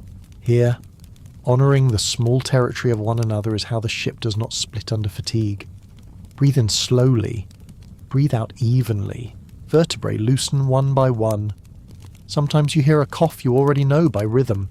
It comes steady and heavy like a stake driven into wet ground. The cook tips the pot and gives the first share of warm water to him, with the tiniest bow. No one names the sickness in words meant to frighten. People speak in signs. Better today. Did you sweat in the night? Are the gums still bleeding? And after each question, emotion. Drink and sip, slow. Sit in the dry place. Trade hammocks to the side with less wind. These small things are their weapons. Lower the shoulders.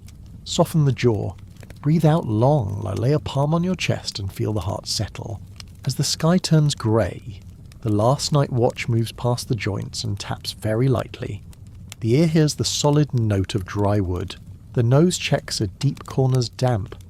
Where there is a strange smell, there will soon be a problem. Rags are pressed into a seam. A fresh smear of pitch is smoothed.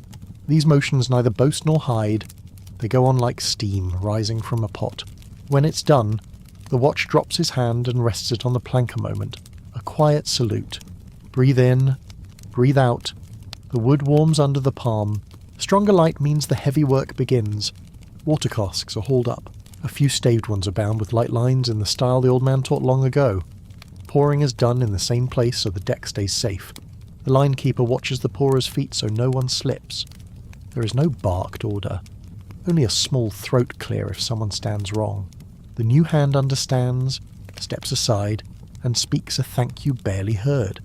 At sea, such a small thanks preserves more than a dry board. It keeps goodwill. Lower the shoulders. Soften the jaw. Breathe out very long. Your breath falls into step with your mate's hands. Sails are sheeted higher to catch the young morning wind. Rope whispers through the blocks. Hands are toughened and quiet. Everyone learns to ease with just enough give so the line doesn't burn. When the cloth fills, the ship leans a little like a waking body stretching. Salt runs deeper in the nose. The wash at the hull changes meter. A young hand bites his lip over a stubborn knot. He does not want to fail it. Beside him the elder lays a hand on the knot, not to take it, only to rest there. The weight divides. The knot seats. Both bow the head a finger's width. No words. Lesson finished. Breathe in. Breathe out. The most important things sink into the hands without needing speech. The first meal happens in a rare, quiet pocket. The biscuit is the same. The salt meat the same. The thin porridge warm enough to draw one more pull on a line. Sometimes someone brings out a scrap of fermented greens kept long. They share it evenly. It is small, but its effect is large. The gums bleed less, the body tires less. They know it from experience. Disease names do not come to the table. In a corner, someone combs hair with a smoothed wood comb and ties it back with flax string. That small neatness lets the spirit stand straighter. Lower the shoulders, soften the jaw, breathe out long. If there is dried fruit, bite once and hold it a long time before swallowing. Midday the wind shifts without warning. One panel needs to come down. The hands near the main work together like they have practiced 100 times. One hand signals, another answers. The line is paid out just enough, not rushed. The sail shivers and lies. The ship keeps her trim, no hard heel. Such almost nothing motions let the day pass smooth. No one is spilled, no one slips. The hull does not have to mop more water. This is how they save strength. Save wood. Save mind. Breathe in, breathe out. Sun is up. Gold sliding across the deck grain like a small river. Afternoon brings the ache. Hands, eyes, a strip of back you cannot quite name. It is eased with slower tasks. The experienced swap jobs with the young just before the other hand shakes. On deck the needle goes through sail again. Below, someone rinses rope with warm water to blunt the old salt smell. At the bow, another watches for shallows. Eyes narrowed to read the dark of a rock's shadow from the dark of cloud. No exotic instrument is needed.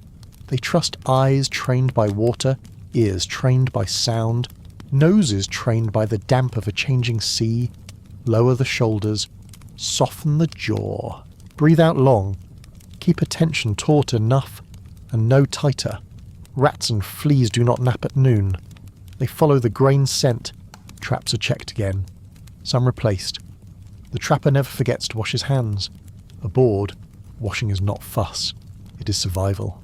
Whoever forgets is reminded by a look, not harsh enough to last longer than a shout. At each small point, discipline appears in shape without a name. Supper nears, the pot goes back on. Heat clings to faces and anyone passing feels better. Breathe in, breathe out. The pot's warm smell edges out the old damp. Some days the rain just nags. Clothes won't dry, hammocks stay clammy. The deck is peppered with water. People take turns smearing pitch in seams, stuffing rags where it weeps. Sometimes you sleep in a damp shirt. Then the cook boils a little extra water so hands and faces can be warmed. A dry scrap of cloth goes first to the man who is coughing. No one asks questions. This share is written in no code but repeated long enough to become the ship's own law. Lower the shoulders, soften the jaw. Breathe out long, press both hands together at the chest and give thanks for a small warmth. At dusk the old man tells another short piece. Not treasure. Not battle. A voyage where the ship lived because of a very ordinary habit. Hang the flour bag higher before sleeping. Stitch the tiny tear now, not in the morning. Boil another pot when the wood is drob. They do not sound exciting. Without them the next day changes a great deal. People listen and nod. Each low nod is a hidden promise. Breathe in, breathe out. Water joins the old man's low voice and fades. When dark drops, the lamp is veiled with a thin cloth so the light does not throw far. Outside is sea and wind and other eyes that may be looking for a sign. Aboard, people learn not to show. When they must come into trade, they pick the empty place and do it quick and quiet. No one is over-curious. No one lets a habit be seen. To hide a habit is also a kind of shield. It is the cautious face of life, walking side by side with shortage, with stale salt, with rope on wood. Lower the shoulders, soften the jaw, breathe out long, keep only tomorrow's tasks in your head. Some nights are easy. Some bring a far faint beat of oars. The watch stands still and listens to breathe. No firelight, no voices. Only water on wood in a different rhythm. He signals below with one tap to the mast. No one bursts up. They only draw their bags close, slip feet into shoes, take hold of their own line. The ship breathes slower, like a creature drawing back into its shell. On such nights no one tells a story. They let the water speak. Breathe in, breathe out, keep the breath low, long even, so no other sound wakes. Weather can turn in a blink. A streak of wind with a spine sharp as a knife edge runs across the surface and is gone. At the mast a hand waits for the right instant, lowers a panel, adds a stay, keeps the cloth from snapping hard. Below, someone catches a sliding cask and wedges a splint under its foot to hold the trim. Then stillness again. No praise, no sigh. Only the thing done, and back to place. Reflex made by hundreds of hours. Those are what save you when there is no time to talk. Lower the shoulders, soften the jaw, breathe out long. The worry that just passed finds no hold and is carried off by the even work. Deep in the night, the worst cougher sits up for another warm sip. Someone lays a thin cloak over his shoulders and draws the hand back. That cloak may be the only thing between him and the cold. No word, only a gesture. It warms the hold more than a lamp. Just then you feel the strength of small kindness. On ships of this time, it's sometimes the only thing that lets people remember they are still people. Breathe in, breathe out. Lids grow heavy. In a few hours the sky pales. Everything repeats. Wash hands. Swab the deck. Check lines. Take a seam in the sail. Pump the water. Cook the pot. Share a bit of fermented greens if any remains. The small things make a thin wall between people and a world much larger than they are. Because of them, the romantic tales of a wandering life fall away and the truer picture shows no bright hoard. Much salt and damp and a quiet self-saving discipline. Inside it, fear does not vanish. It lies still in a corner, waiting for someone to slip off the beat. Lower the shoulders, soften the jaw, breathe out long. Keep your own rhythm from tangling. At a strange shore the same rules hold. Go fast, trade fast, turn fast, make no noise. Do not let your eyes chase what you do not need to know. A nod to the wharf guard is enough. If a bell from land carries over the water, they do not stop. A bell is only a bell, not an invitation. On land, there are more things to mind. Beyond the landing there may be a plank set up, a bare post, a notice flapping. They remind the newcomer that the law of shore is not soft like water. Heads tilt down, they pass, no talk, no long looks. Breathe in, breathe out. Lower your voice a degree, Gotham, when the ship stands off again, wind turns fair, the canvas rounds, the line in your hand warms, the salt on your lip recalls the smell of hot porridge. The day's rhythm starts again, like yesterday, and never stale. Each yesterday is a survival. Each today is a preparation for the unnamed. Maybe rain, maybe calm, maybe eyes from shore. Somewhere a church will ring, a court will sit, a sentence will be read. But here, right now, the closest things are pitch and wood and boiling water and the soft knock of sea. Lower the shoulders, soften the jaw, breathe out very long. Keep the evenness the way the cook keeps the pot stirred. Another night will come. The lampwick will be lowered again. The watch will lean on the post again. The ship will breathe again. People here keep sharing small things and leaving small things for one another. A dry scrap of cloth. A less wet place to lie. A good knot tied for someone else. A glance that says, be steady. These are what let a day pass without breaking, and that is what they want most. Not a loud song, not a chest of gold, but one more quiet day. Breathe in, breathe out, give the faintest smile to the grain of wood before you. Soon there will be another bend where a bell is no longer just a bell, where the boards on shore speak more plainly, where the tide runs out and reveals what cannot be gently named, but not yet. Before it comes, the people aboard hold their rhythm, wipe the deck dry, take a seam in the sail, eat the hard biscuit with gums that bleed less.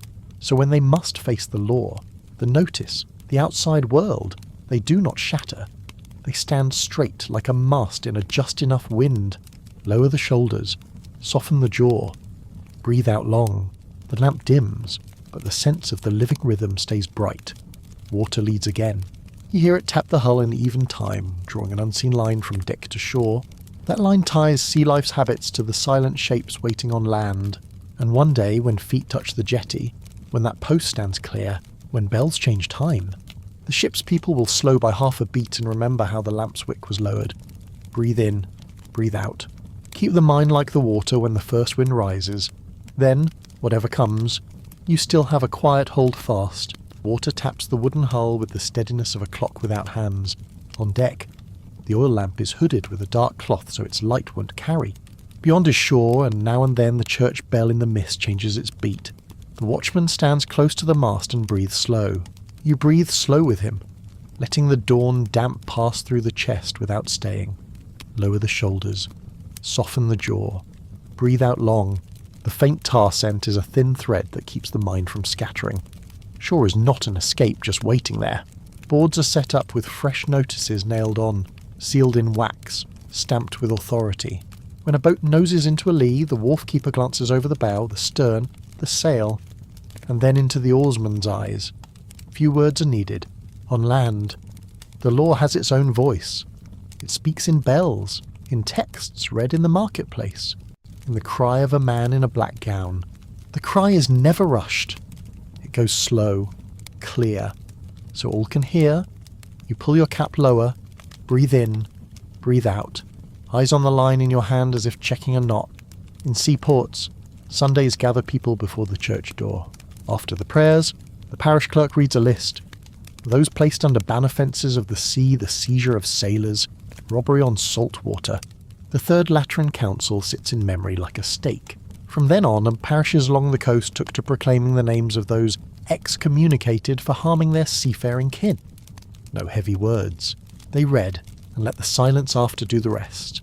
The reading rings off stone, then drifts to the quay, sticking to the wind and even to the boats at anchor.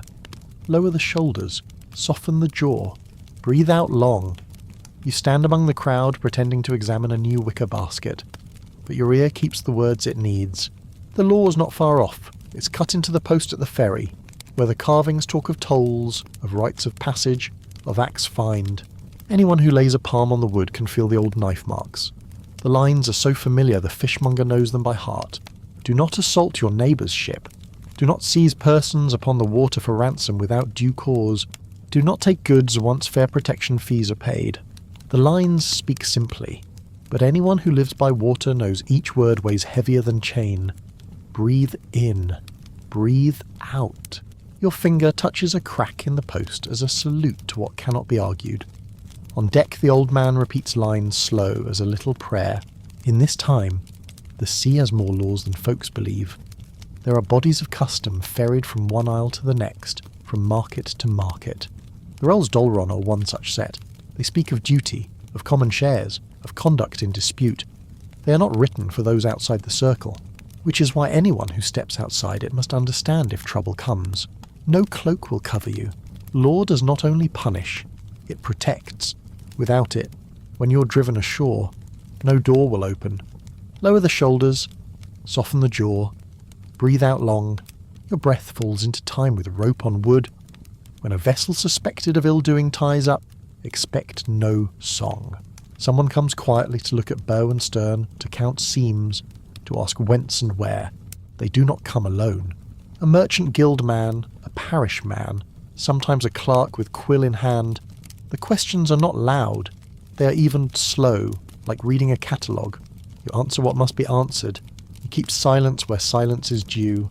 But saltwater traces are hard to scrub. Fresh pitch still sweet, a patch not yet weathered, a knot that is not the style of this coast.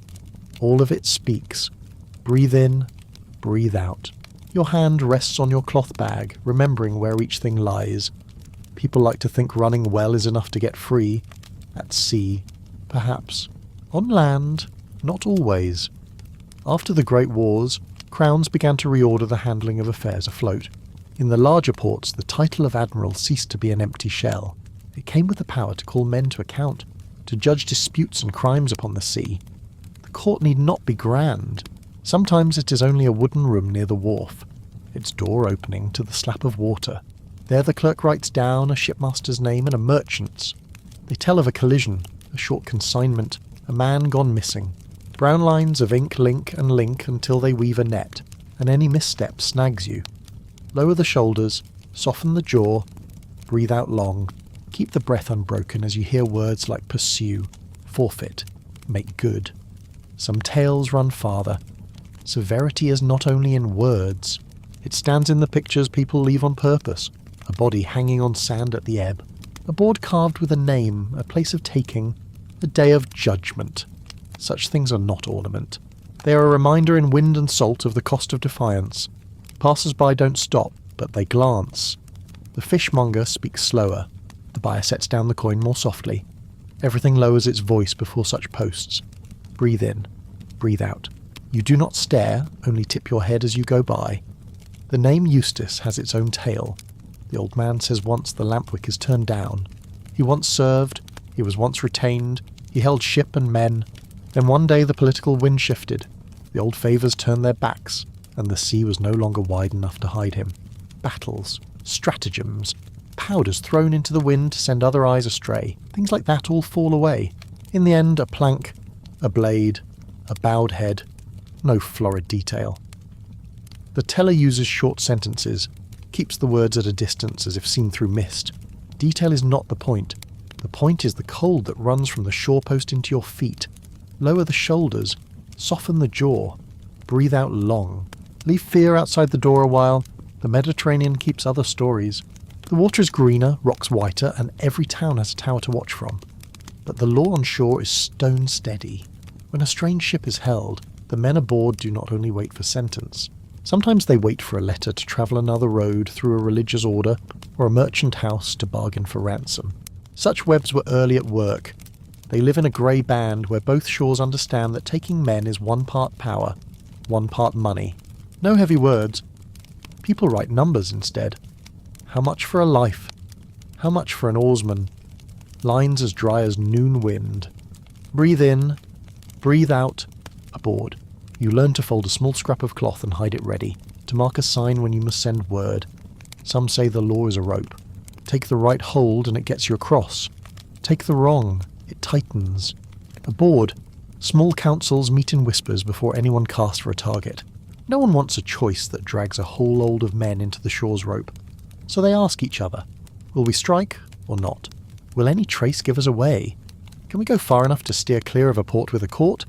The questions are dry, but each one's a shield. Lower the shoulders, just soften the jaw. Breathe out long. You watch the old man lay his palm on the deckboard and point to a scuff like an invisible line. In sea markets, the guilds guard their routes in their own way. They pay the key keepers, they hire escorts, they raise costly notice posts. The system teaches water people that a stripe of new pitch on a sail may end in a morning before a wooden room and a waiting clerk. And if the tale doesn't fit, they will ask again. They'll find someone who knows that fishing coast. They'll ask the lighthouse man. Each adds a word, and the picture gathers until a ship can be named. Breathe in, breathe out. You can feel how words travel mouth to mouth. One image repeats at the keys, and while a man with a small bell, he is not priest or soldier, he is the keys man. When ships come in, he lifts the bell and rings a short beat. It brings eyes to the bow. Those eyes are not curious. They are parts of a larger body named City. That body recognises you by line and tar smell and the dry path water left on plank. Keep the beat and you're a guest. Miss it and you're a question. Lower the shoulders, soften the jaw, breathe out long, look down at the deck, send no extra signal. You will ask if there is a way to pass among those eyes and keep yourself. The old man answers simply, keep clean habits, wash your hands, do not show off, do not swagger. On shore, speak little. When the list is read at church, stand at the back. Pay what is due, don't haggle small things. Enter the market by the side gate. These are not tricks. They're a way of living that lets a sea person blend into land like a water shadow. In a world of notice boards, bells, and ledgers, such fading is a form of safety. Breathe in, breathe out. The shoulders lift half a finger lighter. Know this too, shore law isn't only a rod, it's a road for those who can use it. More than a few who walked a double path stepped over to the legal side with the very papers they once avoided as a truce. A letter of marque against an enemy ship. A temporary commission. Let the political wind swing, and a man once named aloud can be the one called for. But that bridge is not sound. Open today, shut tomorrow. It does not make a water walker breathe any faster. Lower the shoulders, soften the jaw. Breathe out long. Keep your pulse from marching to the bell on shore. Sometimes you stand in the crowd at church and hear strange words read to canons from a great council far away. People listen, nod, and drift back to market. To them the words are not abstract. They become how they make fast, how they take a guest, how they steer around the ill-named. Year on year, that repetition becomes what people call social habit. And habit is what makes the wrongdoer's life so hard to thread through. Breathe in, breathe out. Let the even reading soak in like water into wood. Night falls, the ship stands off, the lamp stays veiled. The tar scent stays as thin as a nerves cord, keeping it from slipping. A new wind lifts the canvas. The mast watch listens to the water. No one speaks of the post still standing on shore, but all remember, Because they remember. Hands and feet keep the slower beat small steps. Few words. Because they remember. They know a hot choice can end in a pale morning under the clerk's eye in the wooden room. Lower the shoulders. Soften the jaw. Breathe out long. Keep the mind's lamp low, like the flame under its shade. Elsewhere, farther south, the wind is warm and the salt doesn't cut like the north. But on shore, the chain is no shorter. There too hangboards. Names are read. Wax is pressed. The held men hope for a letter borne by a brotherhood. They wait for a number to be agreed. One day they may walk free from the quay, but with nothing left in their arms. Life on water is like that. It stands between hope and the memory of posts. Breathe in. Breathe out. Lids grow heavy to the even water sound. On deck, the old man folds his needles and thread. He looks along the seam he's just set and is pleased it runs straight. He says what carries a ship through the ring of bells is not the strength of arms. It's an even stitch, the habit of washing hands, silence at the right moment, decisions made together before the line is cast. He gives a small shake of the head, as if to brush away an invisible gnat. Then he says, "Rest." People slide into their hammocks. No one asks which haven tomorrow. They listen to the water fuss a small knot at the hammock's head, and close their eyes. Lower the shoulders. Soften the jaw. Breathe out long. Sleep light as a thin cloth laid over the smell of pitch. At the edge of thought there is an image of a new board. The ink on it still wet. Words about sea, about people, about price, and about the road that keeps you from that place. While you drift between two shores, it is an unseen flag. It stands still. You move. Each knock of water is a reminder. Each far bell a punctuation mark. You need not look back. You need only keep the breath and keep your hands and feet small. Breathe in. Breathe out. Tar softens. Lamp low. Water like a lullaby. Before dawn the surface lies flat as a dark cloth. In the watchtower's lantern a spark shows, dies, then shows again, like an eye opening in the night. The signal is not loud, just enough for a light boat to change course. From far off, oars skim close to the water. Hooks touch a hull with the sound of a spoon on a wooden bowl. Every motion happens inside a held breath. You stand against the mast, hand on a line under strain. Lower the shoulders, soften the jaw. Breathe out long. The back feels cold and the brow runs warm blood moving quick, too ready to betray the heart's drum. When the two wooden bodies come alongside, the first thing is not shouting. It is counting. The other side counts lines, counts rings, counts fresh patches. A practiced eye can read a knot and know its coast. They touch the tar and take a short breath to tell a northern batch from a southern one. Then they count heads. The thicker the silence, the clearer the numbers. You breathe in, breathe out, keep your gaze low, no extra motion. Each lift of the hand as even as a step across the bridging plank. When the inspector steps aboard, they do not ask at once. They look. Memory first, ink after. A young officer carries a leather satchel with a quill, an ink vial, and slips of paper already cut. He sets the satchel on the hatch and does not sit. An older man comes to the mast and touches the veil over the lamp. The light dims further. How they touch, how they stand everything speaks in a lowered voice. At this moment the law is not on a desk ashore, it's here by the rail, at the tip of a pen waiting for ink. You show your hand, palm empty. A man from the Merchants' Guild looks down at the dry tide line crusted on the ladder's rim. It says the ship has lain in a quiet cove not long ago. He fingers the anchor warp and knows whether it is newly spliced or old. After that the questions are simple. From where? Carrying what? Why is there a knot tied in the fashion of a coast this vessel does not usually frequent? The clerk opens his satchel and writes the first words. Pale brown ink sinks into the paper's fibres, feathering into thick and thin strokes. Each word falls like a grain of sand onto the scale. As the light changes, the harbour rider arrives. He is not a lance-bearing knight, just a small horseman in a neat cloak with a seal on his hand. He circles the bow and inspects the rubbing strakes. Then he steps aboard, takes out the seal, presses it into a pinch of warm wax and stamps it onto a wooden lug at the hatch. The gesture is like closing an invisible door. From this moment, the cargo belongs to the story being told ashore. It is no longer something these hands can decide. Lower the shoulders. Soften the jaw. Breathe out long. You watch the seal harden, stony as a pebble baked in sun. The ship is led between piles slick with salt. On shore, the church bell changes beat.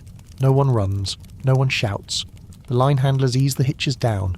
A vein of damp earth and hearth ash drifts over the water. You step down, foot on the plank that bridges hull to quay. On shore, a man holds a wooden board. The clerk waits in a room lit just enough. A door open to the river, a window to the market. Everything looks the same in any port used to the traffic of sea people. Habit is the true system here. Stronger than threats. Questioning is not a play. It is like a long inventory. Name, home, ship, owner, cargo, route. With each answer, the clerk draws a short tick along the paper's edge, marking the heartbeats of the tale. When one detail fails to fit, the ticks stop. No raised voice. A new question comes more slowly. You hear the pen's faint rasp. Lower the shoulders. Soften the jaw. Breathe out long. Do not let your breathing chase the pen. In old trading towns, the Admiralty Court is an old house with lamp-blackened beams. There, collisions, short cargoes. Losses are laid side by side like planks in a deck. Each case has a seal, a date, a signature. In those lines, phrases like taken off the river mouth in fog, found prying at the hatch fastenings, failed to produce commission recur in a low rhythm. You stand, back not touching the wall, eyes lowered. Far off the bell changes beat again. Anyone who has heard postmaster denunciations will recognise that voice, the tone that addresses not one but all. Seawise people always prepare for one question. Where is the paper? If you hold a paper granting leave to attack the ships of a named party for a fixed span, that paper is seen before they hear you out. The holder lifts it to the light, tests the seal, checks if the edges have been trimmed, whether the wax smells fresh or old, whether the signature is in the same ink as the body or not. They will match the ship's name on the paper to the name carved on the bow.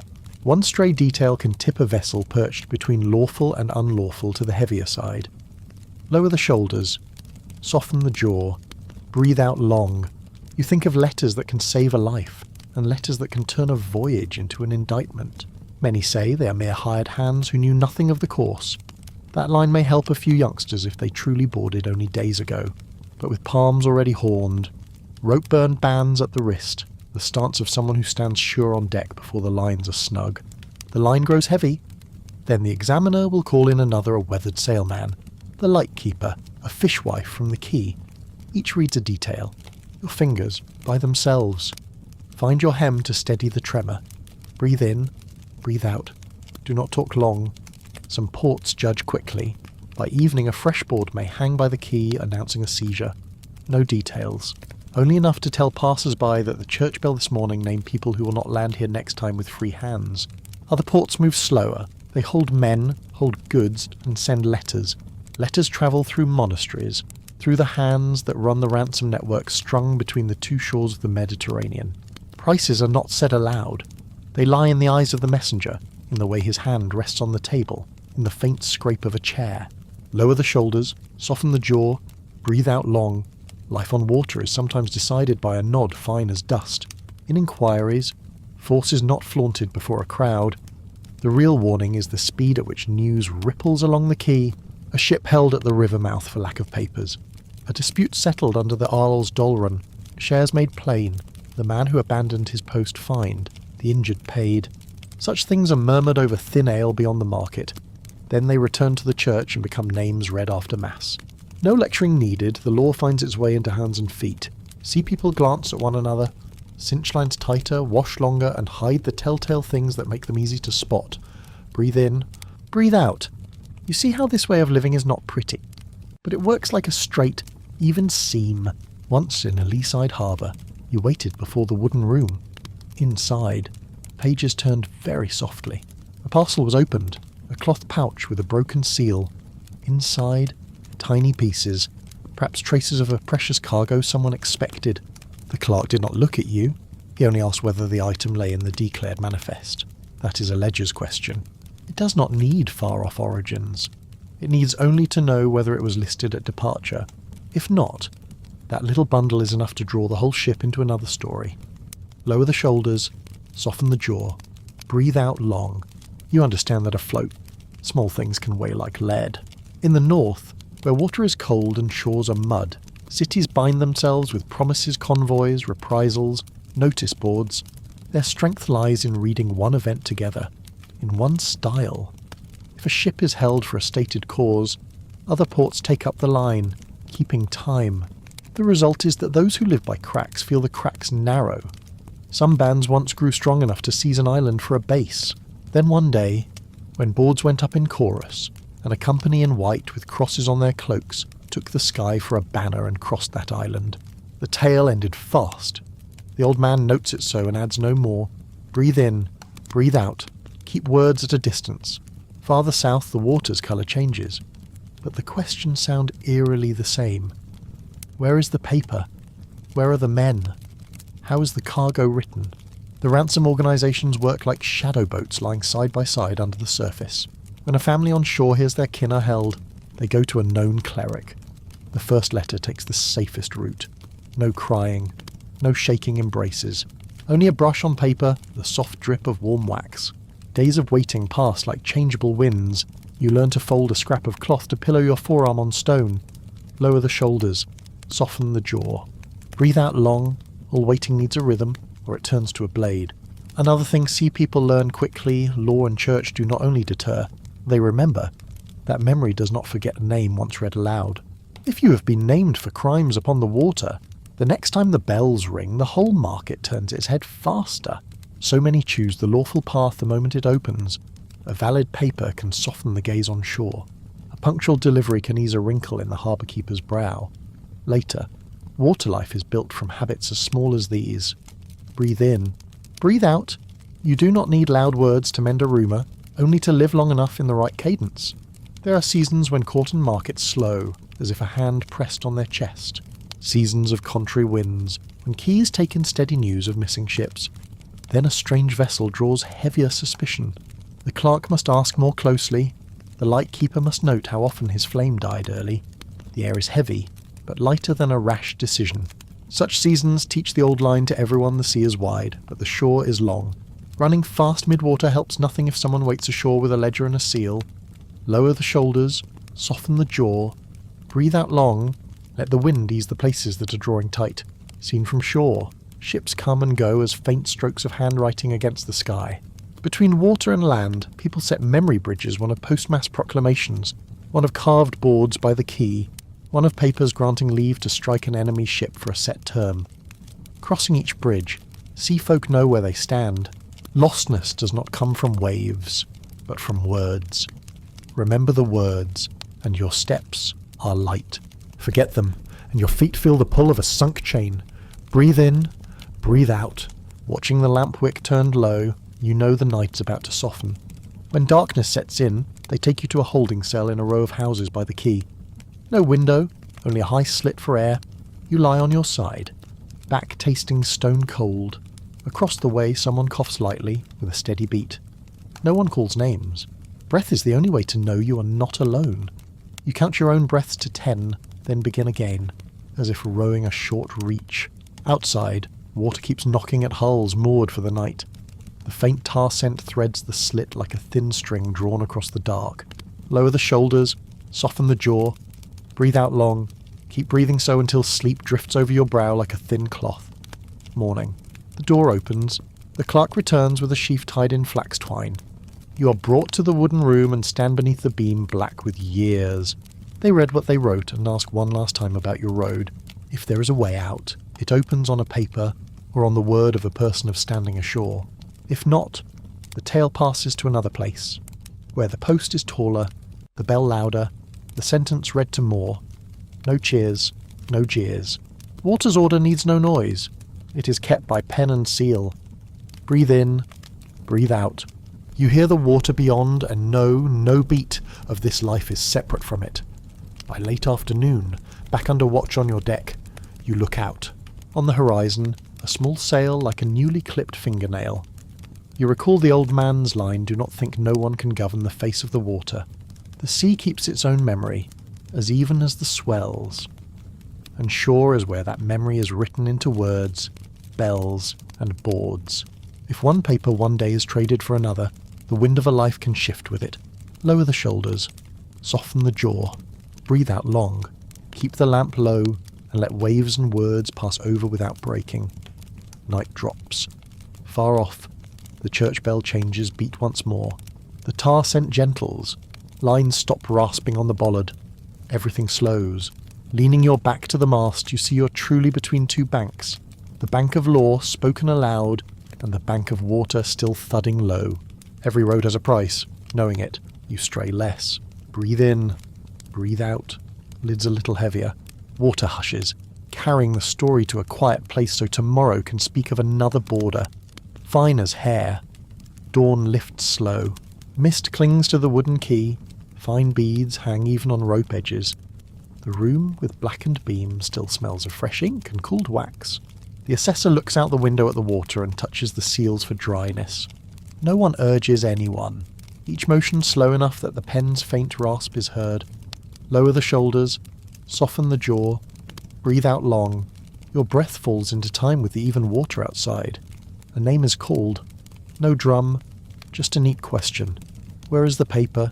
The man offers a well-folded sheet, edges darkened with sweat.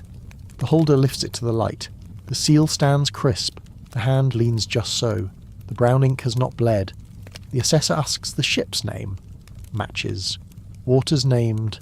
Match. Date. Still in force. The clerk writes a short line. The man with paper bows and is led out.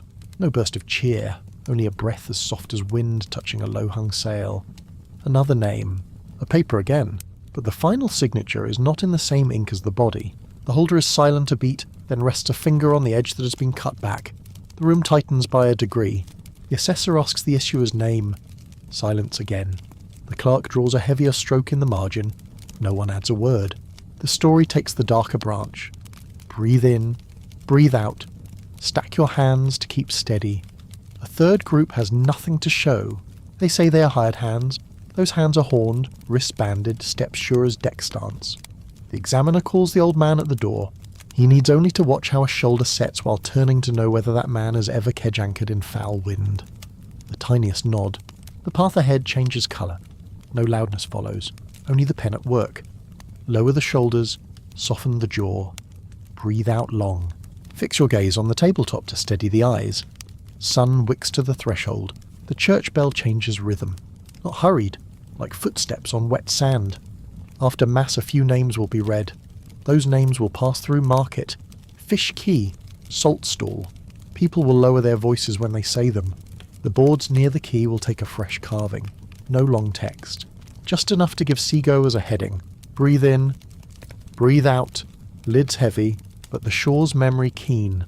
In another room, with no view of the river, someone in the ransom web is writing a letter. A saint's name. A patron's name. A sum that matches the strength of an oarsman's arm. The letter is folded, sealed with warm wax, and given to a quick rider. He crosses marsh, passes monastery gates, hands it to an old man who knows all the paths. From there it goes on, over steps worn by feet, to a quaykeeper on the farther shore.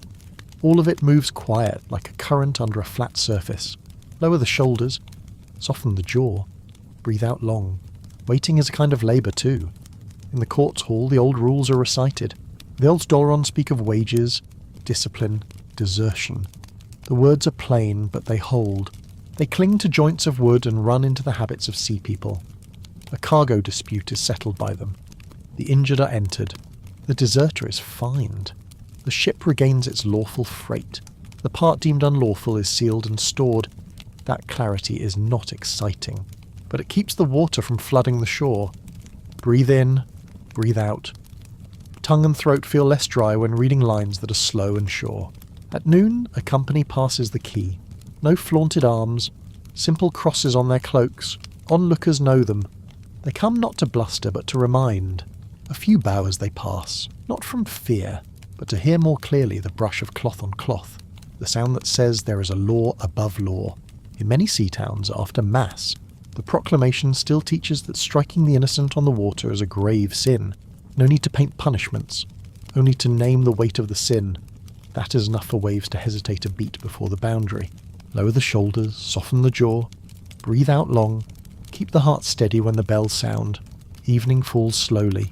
Those held this morning sit in rows beneath a shelter. A thin bowl of gruel goes hand to hand. A shard of hard biscuit is chewed in turns by left and right teeth. A few words. Someone hums a wordless air to warm a throat. A guard reads names, 4 eyes. They will stay longer. The rest are led back to their ships under watch to wait release when the papers are clear. No barked orders, like even waves. Each one meets the shore and slips away. Breathe in, breathe out. Keep the neck soft so the tail passes without snagging. Night. Lamp wicks are trimmed low. On the water, points of light join like beads. In a small room near the quay, the clerk stows his pen case and shuts the door. He pauses on the sill and listens. Only water. Shore yields the keeping of order to night. Night keeps it by drawing tired breath down deeper, by letting eyes close. On a corner of deck you curl by the mast. The pitch smell thins. Wind through the leech of the sail sounds like a lullaby.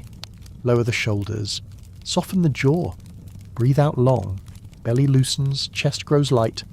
An old man once said the shore is the sea's memory. It writes with bells, with ledgers, or with boards, with sealed letters. When one forgets, memory prompts. When one tries a shortcut, memory sets a seal where he must pass. So the mighty who prospered by gaps find the gaps closing. The weak who kept the rule find a door open. No more admonitions are needed, only habit linking habit. Breathe in, breathe out. Thank the water for keeping time. Late at night the bell changes, beat one last time. You blink. Against the sky a foreign sail pricks up, then sinks. Tomorrow it will enter where present papers, be questioned, be written down, be kept or released. Another day will begin with the same letters. You close your eyes. The letters have lost their sharpness. They become sand grains falling even in an hourglass.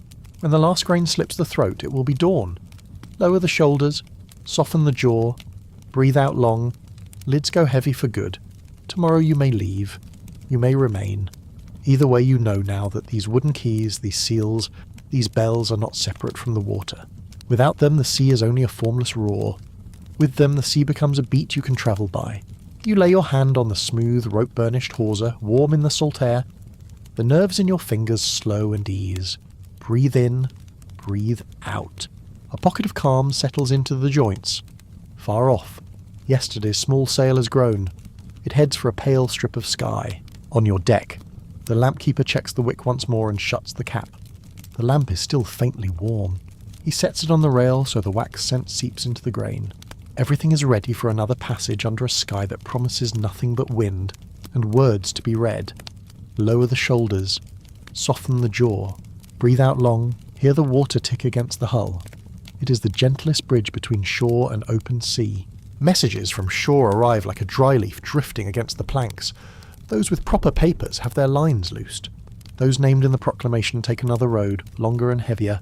All is done quietly, without a jerk. You watch the harbour keeper prise the seal off the hatch lug. The wax falls like a pebble dropping from land. The road ahead opens, not wide, but straight. Breathe in, breathe out. Lift your eyes to the horizon to keep the heart level. As the ship eases from the quay, water parts along the hull like 2 pages turn at once. You hear the line rasp a last time on the bollard, the sound that closes a chapter.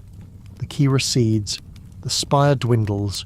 The wind pats your cheek like a kind hand seeing you off.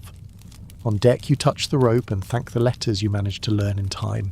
The water is the same as yesterday, but it feels changed. Another board awaits ahead, thin as hair, where licence and offence lie a treaty day apart. Lower the shoulders, soften the jaw, breathe out long. Water carries the tail into that blurred margin, lamp kept low, heartbeat calmed. The night wind has fallen back, leaving only pale grey water and a strip of sky just turning to milk. You stand by the rail, your hand on a rope worn smooth. Beneath your palm is the feel of tar soaked deep into the grain.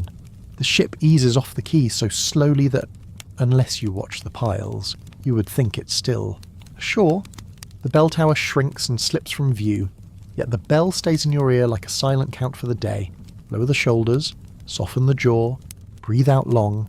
Let the breath settle into the lower belly and coax the heart into the calm part of its beat. Last night you watched a wax seal lifted from a wooden lug. A small act, and the ship's future shifted. Ahead lies open water, and also an invisible net of written words. Some words save, some words confine. Some papers turn an attack into an authorised task. Those same papers, when dates turn, can make their holder the one called criminal. You look at your palm and imagine a thin commission lying there, heavy as an anchor. Breathe in, breathe out, and listen to the water tap the hull like a very slow answer. On deck, the captain says little. He checks the lashings, nods when each line lies where it should. A young hand carries a leather tube with a sheet folded in 4, its edges darkened by sweat. It is what people call a commission. Leave to chase ships your port counts as enemies. It is not always granted. Not everyone carries it. It does not always mean the same thing. In hot war, it is a shield. After a treaty, it can become a pennon that marks you from far away. Lower the shoulders, soften the jaw, breathe out long, keep the back easy and let your feet feel the deck's small sway. Such commissions do not rise from the sea. They are born where shore writes law. People sit at wooden tables, dip a pen in brown ink and write the name of a king or a council. They name the waters, the targets, the term. They press a seal. A band of sea people suddenly holds a power unlike ordinary sailors.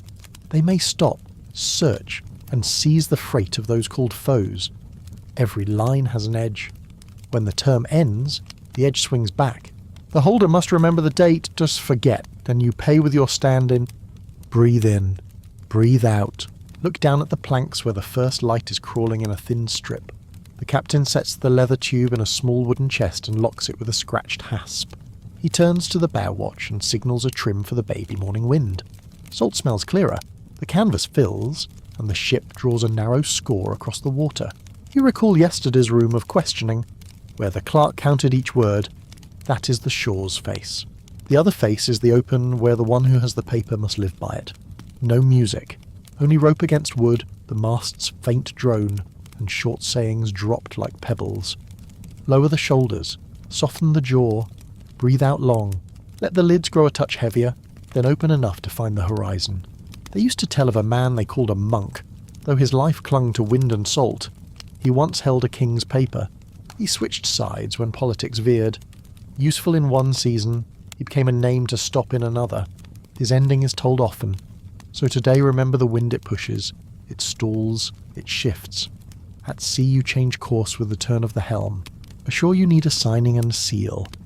When a new seal comes down, the papers in the tube lose force. Breathe in, breathe out. Close your fingers lightly on a line and feel the flax bite. Not everyone who changes sides falls into emptiness. Some, once taken, find a place beside another king. For what they know of harbours, routes, and winds, they become eyes for a court. Offshore they were the ones called outlaw. On shore they are given a gentler title. The name changes. The wind and rope do not. The fingers still must grip and loose in time. Sea people know this best. Lower the shoulders, soften the jaw, breathe out long, keep your breath in step with the thud under the planks. There was a time in northern waters when a band was hired to feed a besieged city. They took the work, carried food, cut into trade lines, and lived on shares promised ashore. Then a treaty came. When long-robed men set pen to paper, the band's work had no place. They still had boats, men, the habit of chasing sails at the rim of sea. They kept at it. The word attached to them lost its warmth. Merchant cities joined, hired men who could row and shoot, and pressed them into narrow corners. In the end, even an island haven was taken. The few names left fled to other swells and tried to live out the season. Breathe in, breathe out. Let the wind pass through the collar and go on. Do not hold it. If you ask why the border blurs, look at the ink at the page's end. The clerk writes a date. It sits just below the names of waters. On that day a ship may chase a given flag. The next day the same ship with the same sail, and that chase is unlawful. The captain must keep his own log and mark the days to remember as he marks the monsoon. Picture a small circle in the margin, a saint's name, or a darker dot. Forget the circle and you will hear a clerk's line scratched in a margin at the next port. Lower the shoulders, soften the jaw, breathe out long, let the breath pass the small dip between collarbone and sternum. It is not only shore's law that smears the line. The ship's own order helps. Before a chase, the tight crew draws into a ring. They speak short and listen long and nod when they see the other has weather in him. The captain holds the helm. Yet if judged hasty, greedy for shares, or soft before foul wind, he may be checked, even replaced. It is not the bookish democracy of later years. It is a consent that keeps you alive. In the mast's hum and the tar's smell, those nods draw one thread through everyone. Breathe in, breathe out. Let the shoulders drop a beat, as when you set a coil down. That consent lets a ship turn fast with change.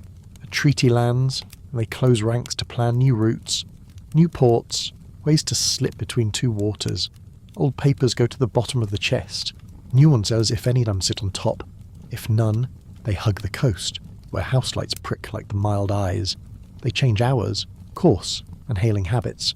Not a line abreast, a slanting bow that keeps just enough distance to read a flag without casting a hook. You watch these small adjustments as you would a tailor backing the needle for the last stitch. Lower the shoulders, soften the jaw, breathe out long, rest your back lightly on the mast and give your weight to wood. Blur comes too because merchants wear many faces. One ship flies a neutral flag and carries for both shores. One borrows papers in one city and pays dues in another. Seals, flags, ledgers, a game board spread on deck. Sea people learn to read the flag's weave, the mast's height, the way canvas is set in a region. These details save them from ruinous mistakes. Sometimes every sign is grey like an early autumn sky, and the choice rests on the gut of someone who has stood the bowsprit through many seasons. Breathe in, breathe out. Lids half closed, still enough to see the darker track of water ahead. You recall the tale of the man called the Monk. He knew which shore would pay for seized goods.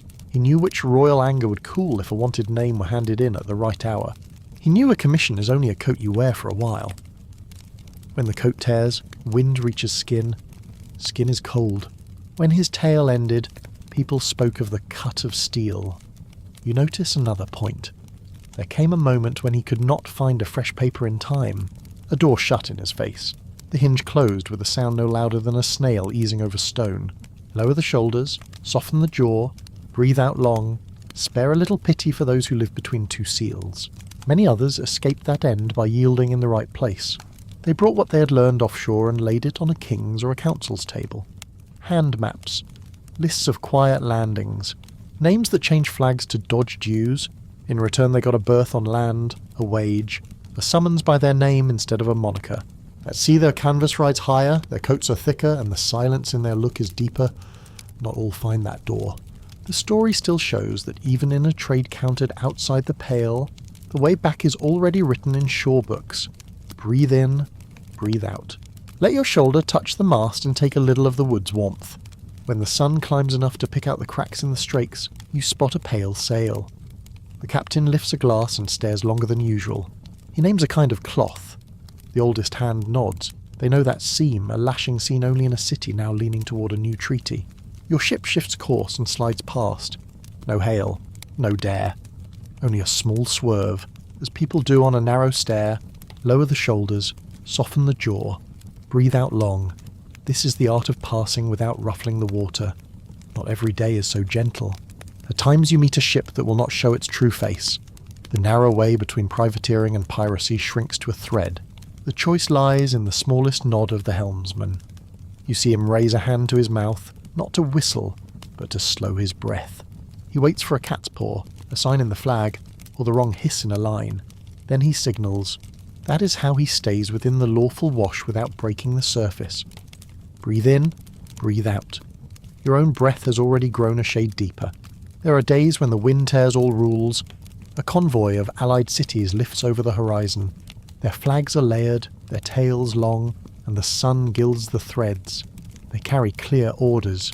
The notice boards hang ready in port. As they near, your ship eases, hoists a slim strip of cloth, and a man steps to the bow with the leather tube.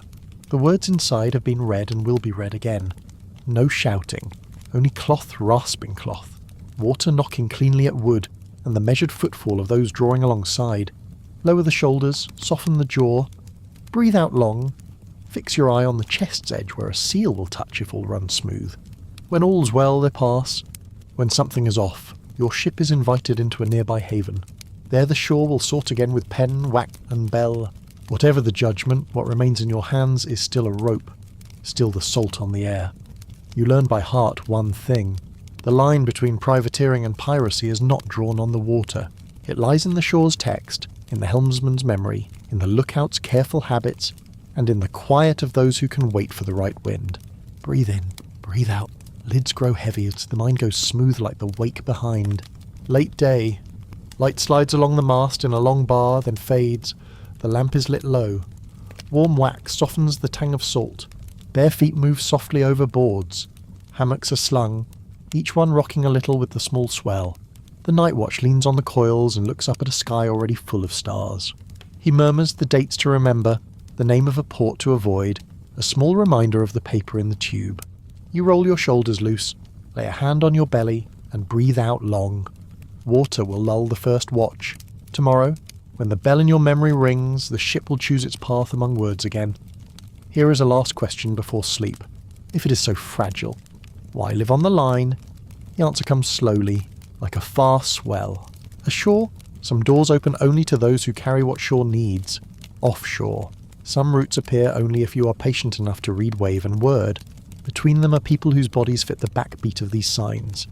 They do not trust long luck. They trust careful habit and the skill of listening. Breathe in and breathe out. Let the lids lower a little and let your ear hear the water mark the pause. Midnight comes. The watch changes. The leather tube rests in the chest. The helm is lashed to hold the bow on a safe line. You pull the coarse blanket to your chest and feel the fabric rasp over the collarbone. The chill off the water has softened, like the bell in memory slipping back. A day on the border has passed without a shove. Tomorrow will bring other signs, other flags, other words. For now there is only breath. Lower the shoulders, soften the jaw, breathe out long, sleep a while so that at dawn, when the wind turns, you can read the shore's letters and the sea's lines in time. Morning lifts like a thin cloth pulled from the water. At the bow, the new watch touches the rope as if it were a yardstick for the day. The captain opens the chest and takes out the leather tube. Neither hurried nor slow, just enough to read a date pressed close to the lower margin. The dark red seal is dry. The faint wax smell rises and fades. You stand behind him and hear the soft rustle of paper like a small insect crossing a strip of sail. Let the shoulders fall, loosen the jaw, breathe out long, warm your eyes in the thin first light. Treaty news runs faster than wind. In the night, a small boat came alongside to say the men ashore have ended reprisals. The paper in the tube, once a coat for the whole ship, now risks being judged out of season. The oldest hand repeats the dates to remember. He does not speak loud. He taps a knuckle on the chest lid, each tap a round day in the mind. Breathe in, then breathe out slow. Let that tapping join the water on the hull. They say that in that strait there was a man in brown, hair cut short, hands sure on the helm. He worked for a king, then drifted to the other side when the shore wind changed. At sea, those who know routes and quiet landings have value. Ashore, one who changes in time is useful. One who changes out of step is trouble. In the end, he was stopped on the water. The tale ends in steel. We will not dwell on it. Leave a patch of blur for the eyes to rest. What remains is the lesson that ink meets paper more slowly than wind. Let the shoulders fall, loosen the jaw, breathe out long, set your palm on the mast's coolest place and feel the wood keep the nights chill. Not everyone who slips off the boundary line hits the bottom. Some, once taken, are led into a room with a window over the quay. Before them, heavy-coated men want to hear about channels, about a port's sailing habits, about how to lift a bow stopper without leaving a mark. One such man, who had worked the waters of Flanders, sat down for the King of England, not because he suddenly loved law, because what he knew let the shore breathe easier. From then on his name tied itself to a court. From then on the wind took back its proper shape, still cold, still salty, no longer threaded with the smell of fear. Breathe in, breathe out. Watch a strip of white wake draw after the stern like a soft thread. In the north, the trade routes of the merchant towns are arteries. Fat-bellied ships carry salt, wax, grain, timber, and beer up and down between quays. When a band is called to supply a besieged city, they become the long arm of politics. When the signatures come, the words immediately place that band outside. When the time opens, they are carriers. When the time closes, they are called by another name. In one year, an offshore island that had been a quiet refuge was taken by men in crossmark cloaks. Before that, the island was a bunk room for many who lived along the edge. After that, those footprints were scoured by wind. Whoever remained ran for the waters marked red on the chart. A few years later, the loudest names among them were marched ashore and ended in a cold ledger line. Lower the shoulders, loosen the jaw, breathe out long, hear the rope rasp the iron cleat like a little song without words. You go back to the deck.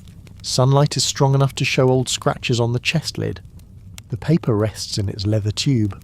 The captain tells the bear watch to read flags closely and to count the winds beat just before a change of course. He does not mention the line. He does not need to. Everyone can feel it. It is in the way a bow is tucked into the shadow of a spit, in the way a sail is raised by half a hand, in the way a lane is skirted when an escort is rumoured to have passed. Breathe in, breathe out, let both shoulders slip down and feel the shoulder blades touch the rough cloth.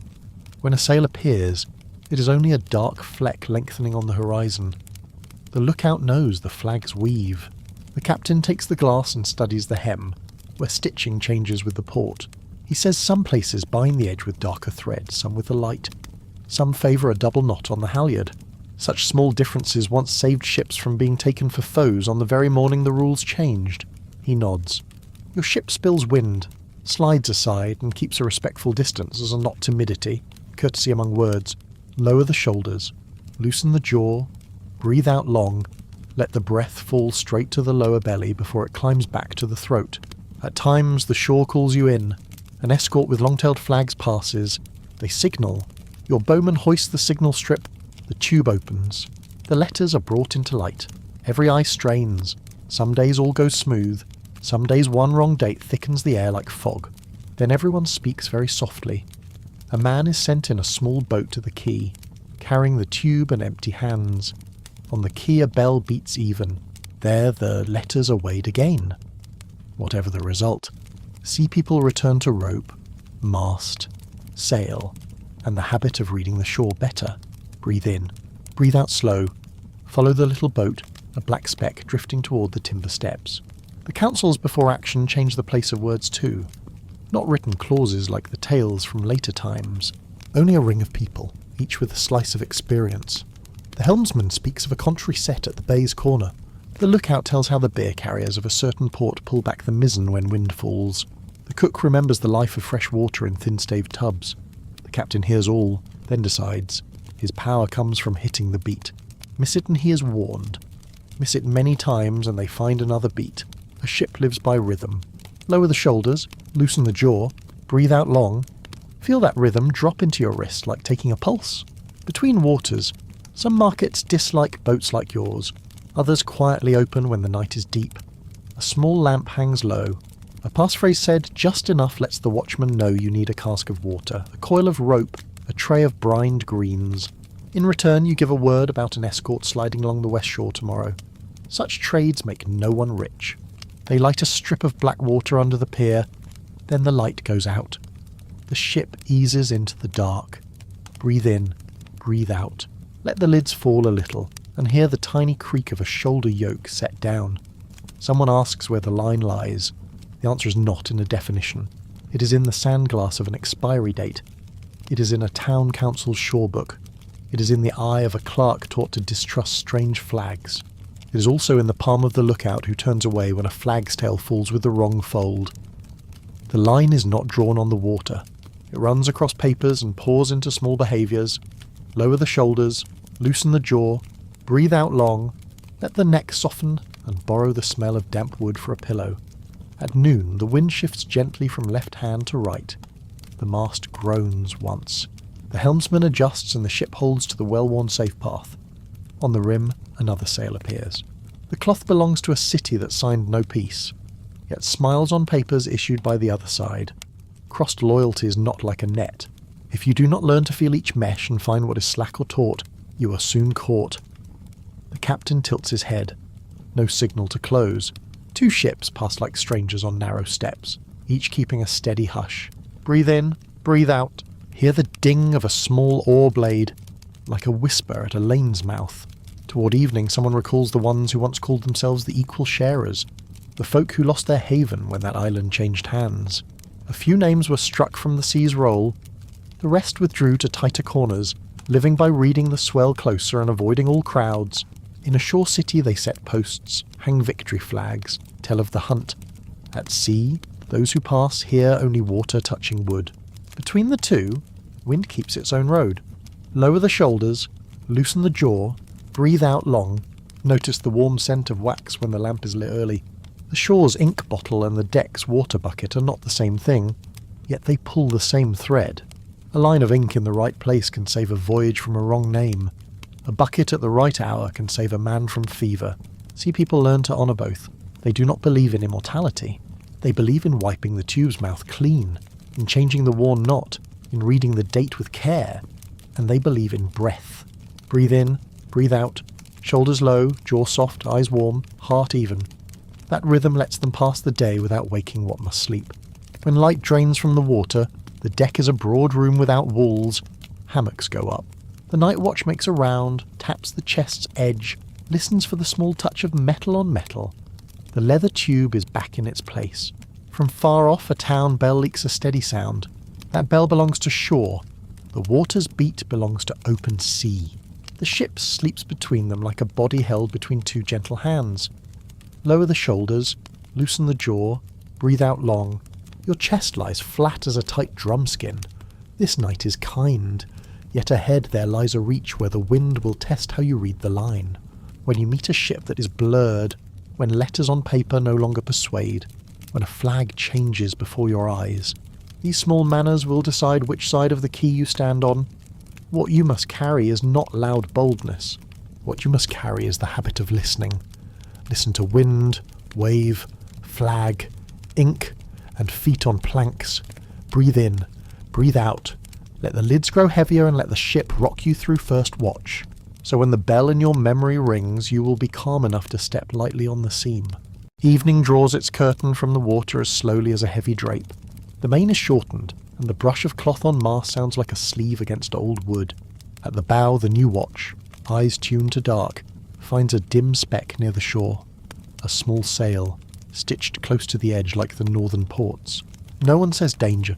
No one says safe. On these waters, the needed words have already been spoken by how lines are tied, by how feet are set, by how breaths are kept even. Lower the shoulders, loosen the jaw, breathe out long. Let the tar smell in the boards soften the shoulders. The captain takes the leather tube and does not open it. He lays it crosswise on the chest. His hand brushes the worn line on the tube's side, the place rubbed with rough cloth after each misty morning. Everyone stands in a wide ring, not too tight, so the wind can pass between bodies and mast. The lookout murmurs that the other flag has a dark edging and the halyard knot is reversed double, a detail that once saved you from a miscalled hail. You nod. Your eye does not cling. It receives. Breathe in, breathe out. Warm the hollow behind the ear and let the surf into the ear without reaching the heart. The strange sail slides by. When close enough to see the flag's fringe shiver, the captain lifts his hand. A signal strip climbs. Dala's wet cloud. No shouted orders. Everyone knows their place the way they know the smell of their own hammock. The helmsman bends the course a breath and offers the wind a new line. Your ship shifts its stance, neither dodging nor pressing in. A courteous tilt of the head. The other answers with one short twitch of cloth. The clerk aboard that ship has read what you said without a single word. Lower the shoulders, loosen the jaw, breathe out long. Let the lids dip so the glare on the water eases. When the ships are abeam, far enough that a short line could fly and still leave slack, a small boat is dropped. In it a man with a grey cap hugs a leather tube like the one on your chest. He rows in a learned rhythm. 3 strokes and pause. Your lookout offers a short pull. No shouting, and the boat noses to the side. No one steps aboard the other. 2 leather tubes meet in the middle space that belongs to neither. That is how the shore teaches the sea, set words upon water so the water rinses away spare speech. Breathe in, breathe out. Lay your palm on the mast and hear the thin tremor like a string. Caps come off. A date line touches the eye. The ink has not run. Yet the written day is out of step with the peace news from shore. The boatman looks up and gives the slightest shake. Not refusal. A notice that this road no longer has room for the formal shadow that once covered your deck. Your captain answers with a slow blink. He does not argue. He lifts a smaller, darker strip that bears the mark of a Western merchant guild. The mark is no charm. It says you are ready to bend, to call at a port that may be used. The boatman understands. He nods, pushes away, and the tube returns to its owner. Lower the shoulders, loosen the jaw, breathe out long. The nod drops like a small pebble into the water, round and gone. Council on deck forms at once, before the boat has faded. They half ring the chest. not to vote a fight, to choose a way of living. The helmsman repeats the inshore lane, skirting spits that the shore map has pricked in red. The cook names the water left and how many meals the pickled greens can stretch. The lookout tells of 2 keys that hang their lamps low on even nights. A young hand is quiet, then says that from now on the signal should be raised a beat slower so the other has time to read. All nod. No one objects. The captain speaks little. One line only, that the ship will not wrestle the words. It will learn to stand at the edge so the words cannot fall across its back. Breathe in, breathe out. Your shoulders drop and the whole body follows. Someone brings a farther tale of an island once calm. Now hoof marks show at the wall's base and a cross flag hangs from stone. Whether the boats that once took shelter there have found new berths, no one knows. Those who would keep rowing must adapt. Like cutting an old sail to sew a bottle bag, like untying a knot to move it where it is needed. On shore they tell other stories. They name the taken. They raise flags over the chase. On deck they say small words. A good length of rope. A crack in the stem. A knife that needs a stone. These small words keep a ship alive. Lower the shoulders. Loosen the jaw. Breathe out long. Night wind is cool. Touches the cheek like a well-wrung cloth. Some nights the sea gives a small gift. A very low lamp blinks from an unlisted pier. You ease the bow to the slimy planks. The watchman asks little. He looks at your tube, then at the western guild strip. He nods and pulls a stay rope to send a freshwater cask your way. You set a few sacks of rough cloth on the boards as promised. Not much, only enough for both sides to remember a face. The wind brings dried fish and rosemary from someone's kitchen. Lower the shoulders, loosen the jaw, breathe out long. As you leave, the creak of a yoke sounds somewhere in the dark like a door closing softly. Next morning the shore throws out another notice. A runner stands in a small boat and lifts a board. On it is the name of a port that has changed hands. For ships like yours, these boards are not joy or sorrow. They are a new score to learn. The captain takes a charred stub and sketches a loop on the chest lid. The road is longer, safer. No one complains. They know the price of not standing on the wrong side. In a time without skull flags and gun decks, mistakes are no romance. They only make people tired. Breathe in, breathe out. Watch the thread of lamp smoke thin into the cold. In a rare idle scrap the oldest hand tells a tale from his father. Some chose shore, like a canny pilot in Flanders. He was taken. Then they saw that what he knew outweighed a sentence. He sat in a room with a window on the quay and pointed to channels and habits of ships that once were friends. Some chose the opposite, left sand for sea and lived on news as fine as hair. Neither side is truly calm, only the breath is true. Breathe in, breathe out. Hear the heart touch the ribs in even knocks, like an oar on water. By noon the surface freckles with quicksilver. Fish run, and the cook smiles, not for the catch but for the sign. Each time the sea offers a sign, sea people remember they are not the owners of the game, they are guests. Guests of the wind, of the papers, narrow seam, of the watchman's eye. This is not to bow to anyone. It is to teach the hand to be light on rope, slow on the signal, ready to yield when letters say so. Lower the shoulders, loosen the jaw, breathe out long. In that slowness the ship's natural strength shows, steady and unhurried. Late in the day, a low cloud slides over the water. The lookout calls for the mizzen to come down. A few pinprick drops like dust.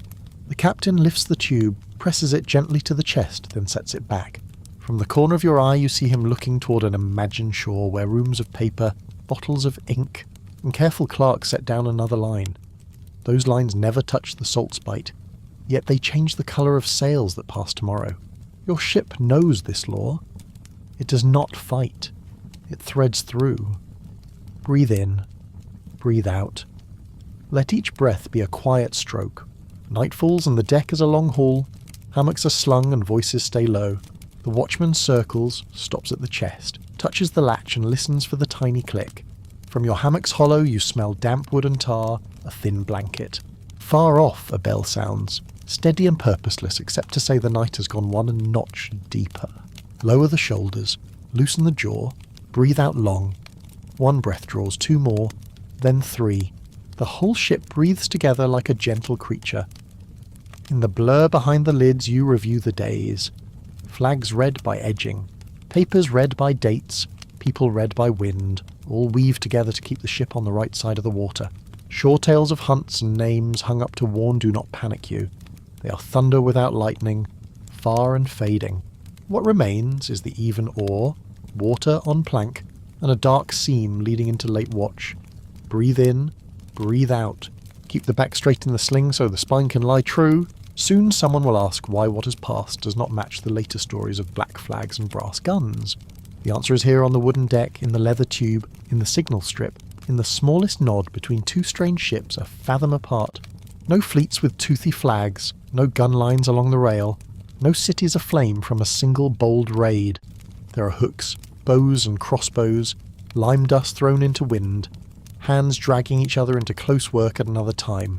And above all there are letters on paper that decide who is who when morning comes.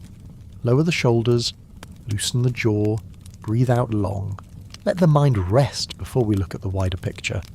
Next morning the sea is flat as a stone tray. The captain lifts the tube again, only to be sure it is still there. He looks round and says nothing, and everyone understands the sentence he rarely speaks. This ship will go on, by breath, by reading the words, by gratitude for the keys that hang their lamps low, and that some things people love to tell loudly do not belong to these years. Those belong to another hour, another water, other sails, with other guns and flags. Here there is salt water, mild wind, damp wood, tar, and a quiet night. You pull the thin blanket to your chest. Above, one star shines more than the rest. Below, a small sound of wood easing passes like someone's sigh. Water taps the hull in steady time. The lamp's wax breathes slowly. Lids grow heavy. In the short instant before you sink into warm sleep, you know clearly why these days do not belong to any golden age. They belong to the rim of script, where people learn to live on a very narrow in-between. Breathe in, breathe out. Sleep now. Soon, when we continue, we will look straight at the comparison of many still mistakes and see why your time is not a golden age. The water taps the wooden hull in an even beat, like a clock that never hurries. If someone is waiting for broadsides lined along the rail, black smoke, and a skull and bones flag, they will be disappointed from the first damp breath rising off the deck. On these waters, in this slice of time, there is no glittering show. There is a blunt bow, rough planks, frayed rope, and arms that have learned to hold their breath when the wind turns without warning. A life with few words, careful and short, trudging through salt mist. Lower the shoulders a little, Vi. Soften the jaw, breathe out long, and let the tar scent ease behind your nose. The usual tales speak of savage pirate fleets, roaring guns, seafront cities burning red along the horizon. Those tales belong to another age. Here, most days at sea are measured by the distance between two dark specks on the skyline, by the scrape of an anchor rope on hull, by a small nod when the other side's signal strip answers yours. No one paints skulls on cloth. No one hauls a flag to frighten the world. What decides your fate lives in a leather tube, in a clerk's brown ink on shore, and in how well you read the wind. Breathe in, slowly, then breathe out. Let your chest sink like a quiet wave. There is fighting, but not the kind you picture. No long-range cannons smashing a ship to pieces, only closing in, grapnels reaching like hands, and arrows flying before boots grind across boards. The old hands knew lime, burning pitch, ways to cloud the upwind side. Everything is spare, near, and stinging with salt. While the world imagines fireworks, those present are busy with hooks, rope, and a distance no longer than a pole. Lower the shoulders so the blades feel light as dry wood. Let the eyelids blink slower. Not only the fighting is different, the ships are different too.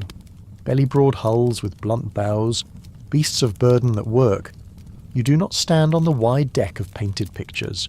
You stand tight to the mast to keep the wet line from sawing your neck. Compasses may exist, but not for everyone. Charts too, but not every port trusts them. So people coast. They read the shape of land, the colour of water, the odd seam in a line of waves.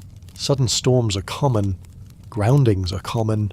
A new bar at a river mouth is enough to force a new route and burn through what little savings lie below. Breathe in, breathe out, and hear the timber creak like a gentle reminder. If anything here looks like treasure, it is an unopened cask of fresh water, a sack of flour still dry, hardtack with sharp edges.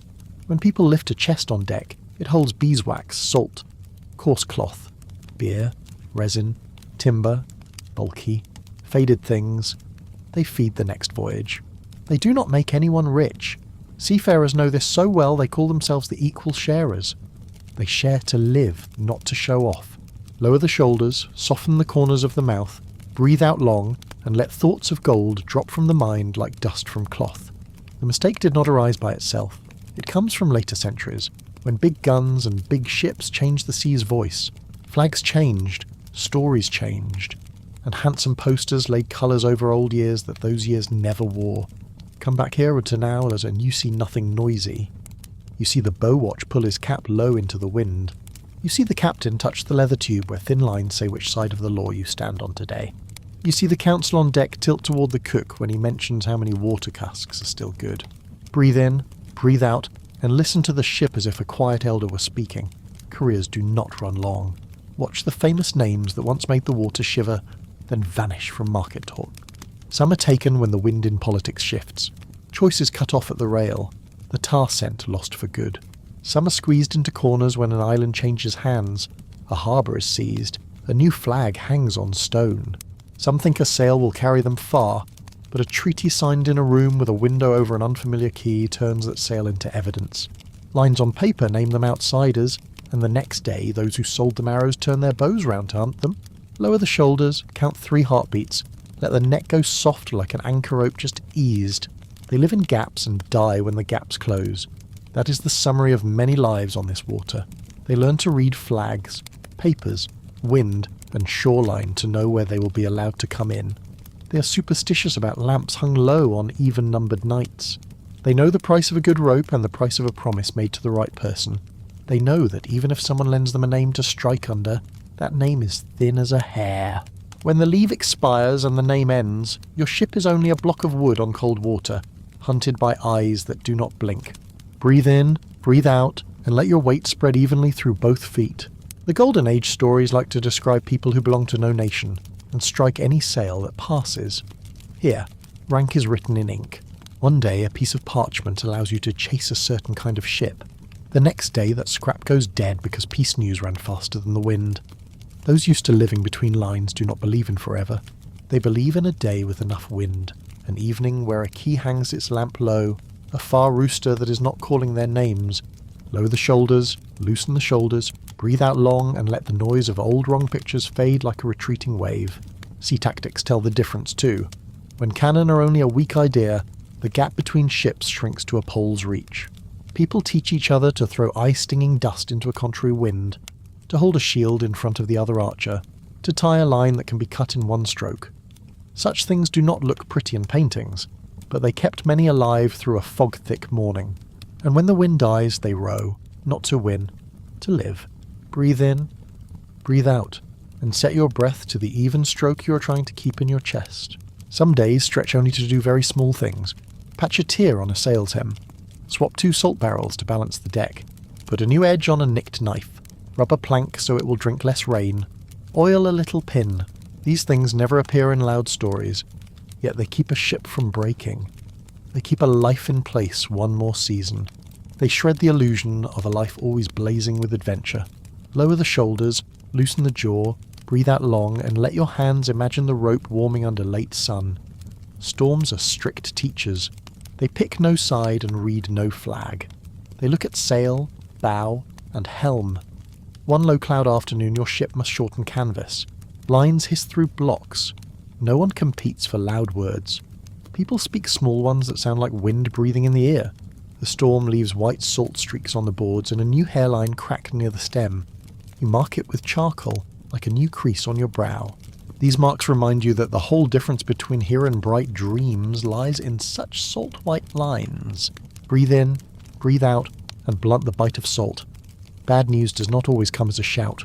It may arrive with soft oar strokes from a little boat and a leather tube laid in the captain's hand. Inside is a misdated line, a harbour that has changed hands, a new ban, a list of ships under seal. Your ship shifts course. No one complains. The helmsman adds a little angle. The lookout stares deeper at shore to find familiar tree lines. The cook counts the water and decides supper will hold less salt. Everyone shares a simple, strict sum. Longer, safer, dearer. Lower the shoulders. Loosen the hands, breathe out long, and let your back unstiffen. Quiet landings keep old signals. A lamp hung low on even nights, a cloth drying at a telltale slant, a notch on a wooden step only the returning know. These places are not fine or rich, but they are warm. You come in, pay with what you promised last time, and receive a freshwater cask well lashed. The keekeeper asks little. He looks once at the tube, once at the signal strip. His nod is light as a pebble dropped into water. You go out with the smell of hay still in your nose. Breathe in, breathe out, and let your tread on deck find its easy rhythm. If you ask why the working life is short, the answer may be here. Not because everyone is bent on catching you, because too many things change faster than a ship can bear away. Shore changes, law changes, wind changes, the sand under water shifts. A boat that nodded yesterday is turned away today. A small split left unpatched can open overnight. A minor wound, uncared for in long cold, can be the reason strong hands let go the tiller. Each thing is small and slow, but together they make a goodbye. Lower the shoulders, let the lids grow heavy, breathe out long, and let the body remember how to accept truths that are light and heavy at once. Set beside the bright pictures of a later age. The one you stand in looks pale. That pallor is the right colour. It is the colour of salt and wood, sun-faded coarse cloth, blackened handprints on a mast. It is smell and touch, breath and waiting. The sea people here write their story by living through a storm season, a lean season, a hunted season, by bowing to a dim signal at a strange quay, and lifting their heads when a wind shifts to open a lane. Breathe in, breathe out, and let the comparison sharpen calmly. Night comes. The lamp is lowered close to the boards, its shaky flame glinting off set tar. The water keeps its even, low talk. Far off, a lone bell sounds, as if someone were marking the hour for a gate watch. The loud tales are gone. Damp wood and the soft footfalls of a changing watch remain. In your slowed breath, a plain truth grows clear. Here, in these centuries back, this trade belongs to no golden anything.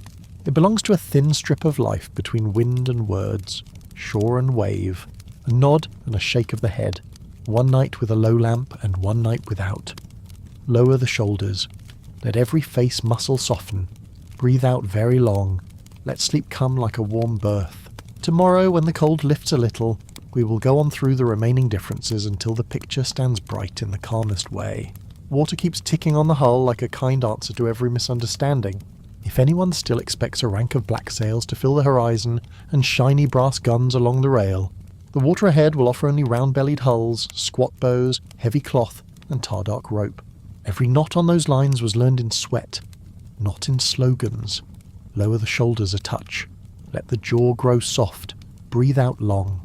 The bite of tar eases when your breath slows. The difference between ages sits in how you ready for a boarding. Here, people train hands to feel a pole's true reach, train eyes to catch wind veering half a bow's width, train feet to shift weight on wet boards. No gun clears a path. There are hooks, arrows, and a shivering plank when two hulls kiss. They learn to throw stinging dust into the stream of air running the other deck. Learn to crouch behind a wooden shield until a step across is possible. Everything is close and rough, not noisy yet utterly real. Breathe in, then breathe out slow, and let both shoulders dip like canvas, easing in less wind. That nearness makes a way of living. When you do not know what waits beyond the rail, small details matter. Check a splice. Move a salt cask to trim the deck. Dry a strip of cloth hard before you roll it. Such things do not appear in bright later paintings, but they keep a crew alive on an afternoon when wind turns. If you have heard tales of skull flags, set that picture aside. Here, signals are a rag tied in its chosen place. A lamp hung a handspan lower on even nights. A certain tap of a paddle on a quay's edge. Lower the shoulders, soften the mouth. Breathe out long, keep breath as even as water. Say something clearer about freedom. Later centuries like to picture men owing no loyalty and striking any sail that dares pass. Here, standing is written in letters. Some days a strip of parchment opens a door to a lawful chase. Some days a new piece turns that strip to waste. Sea people know this as surely as the squeal of a block on a wet night. They read quay names, city flags, fish market rumours, like a thin calendar that may have pages torn out at any time. When the wall flag changes, the ship must change course. There is no complaint. There is a short nod, a slow turn of the helm, a bow watch who holds one extra beat to measure the wind again. Breathe in, breathe out. Let the neck loosen like a line just slackened. The talk of prize fits as well. A chest of coarse cloth, a block of beeswax, a few bolts of silk, barrels of beer, salt, kiln-dried timber, resin. These are what carry you forward.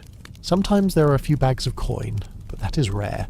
Sharing out is the rule, because without it no one has strength to set sail. The beauty of the time lives in hardtack that stayed dry, a water cask without scum, a deck crack wedged well. They do not glitter. They comfort like a full night's sleep on dry boards. Lower the shoulders, loosen the root of the tongue, breathe out long, blink slow as a lamp before a small wind. Compare size and reach, and the gap appears. Later sails roam long routes. Here most go by the shore. A chart helps only those who can read it, and there are not many on deck. Compasses are around, but not for every hand. People lean on land, river bottoms, colours of water, flights of birds. Every river mouth hides a new bar. Every cove keeps its own wind. Groundings and sprung planks wait everywhere. So the idea of heading off a treasure fleet in mid-ocean is foreign. The open sea teaches humility. Out there the storm does not need to know your name. Breathe in, breathe out, and let the chest sink like a wave just drawn away. The hardest part is not always on the water. It can be on land. On shore there is law. On shore there are city bells and lines read out in front of churches. Notices nailed at the harbour gate say who may go and who is taken. In some places a crier drones the bands on Sunday morning. In others, instead of words, heads hang on stakes so no one needs to explain. The message is the same either way. Gaps that let you slip through yesterday have narrowed today. Seafarers learn to read the set of the gatekeeper's hands. They learn to stand still for one beat before casting off, as if waiting for a nod instead of a shake. Lower the shoulders, breathe lightly, let the eyelids grow heavier. The words are dry as salt, yet heavy as iron. Boarding tactics always bring injuries. Hands, shoulders, shins are the parts that call attention first when the air turns cold. A small scratch in a wet night can sour into a stubborn stink if you do not tend it. There is little medicine and much experience. The old show how to wash with warm water and bind with simple leaves.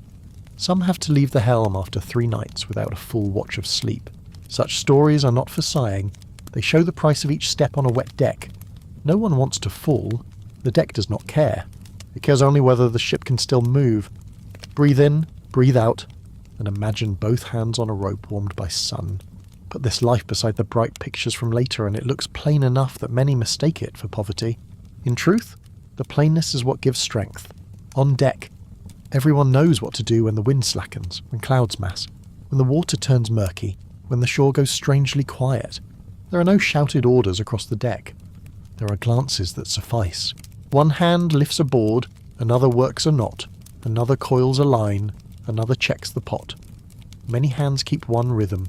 That rhythm is held together by a scrap of hard bread in a pocket and a little clean water in a deep cask. Nothing more is needed to cross a day. Lower the shoulders, soften the jaw, breathe out long. The water is background music at just the right volume. If you want to know why the working life is short, remember the names once whispered at the market. Some walked between 2 flags, hired and then dropped, trusted and then hunted. Some were cut from their company because a peace was signed in a closed room. Some were taken at noon when the wind swung, and the ship's boat could not be shifted in time. These endings do not come from a single broadside. They come from many lines of letters laid together, and one unlucky turn of wind. The meeting of letters and wind is always severe. When it arrives, the survivor is the one who trained for that day through small discipline, through quiet that hears water and hears people. Breathe in, breathe out. Shoulders drop. The body warms again. Speak of harbours too. Not every harbour is cold. Some keep old signals for familiar strangers, a lamp hung low, a broken pierhead, a fish stall set half a hand's width offline. The watchman asks little. He looks at the leather tube, looks at the signal cloth, looks at the helmsman's hands. He nods or he shakes his head. And then a simple kindness happens, a water cask is pushed out. A waxed cloth is swapped for what was promised last time. There is no big laughter. There is the smell of hay and a small wish caught by the wind. Such harbours let the trade last 1 season more. Lower the shoulders, breathe out long, let the lids grow heavier. Wooden clogs on planks set an even breath. From here the comparison sharpens into lines. The later image stands out for scale and noise. Here, fate is decided by the very short space between two decks, by a sharp hook, by a plank set true, by a line that does not slip, by the smell of sun on salt. One side speaks of fleets, of cities, of treasure.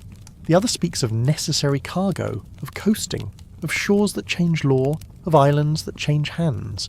Dropping the loud into the quiet is an understandable mistake, yet a mistake all the same. Correcting it is not to spoil anyone's fun. It is to show a better beauty in the plainness. That beauty is endurance. It is the steady hands that haul in a calm. It is the eyes that read water without words. Breathe in, breathe out. Let the heart fall into the waves' beat. On easy nights, when the oil lamp is lowered close to the floor, someone will tell a small old tale, not conquest, but luck. They remember a storm that never touched the deck, a rock ledge that did not bite the bow, a gate official who understood and nodded, a cook who swapped brine for greens to soothe a bitter mouth. Such small gifts are the true treasure of this time. They are not spilled on deck to show. They stay in memory and sometimes escape as a thin smile. Those who hear understand.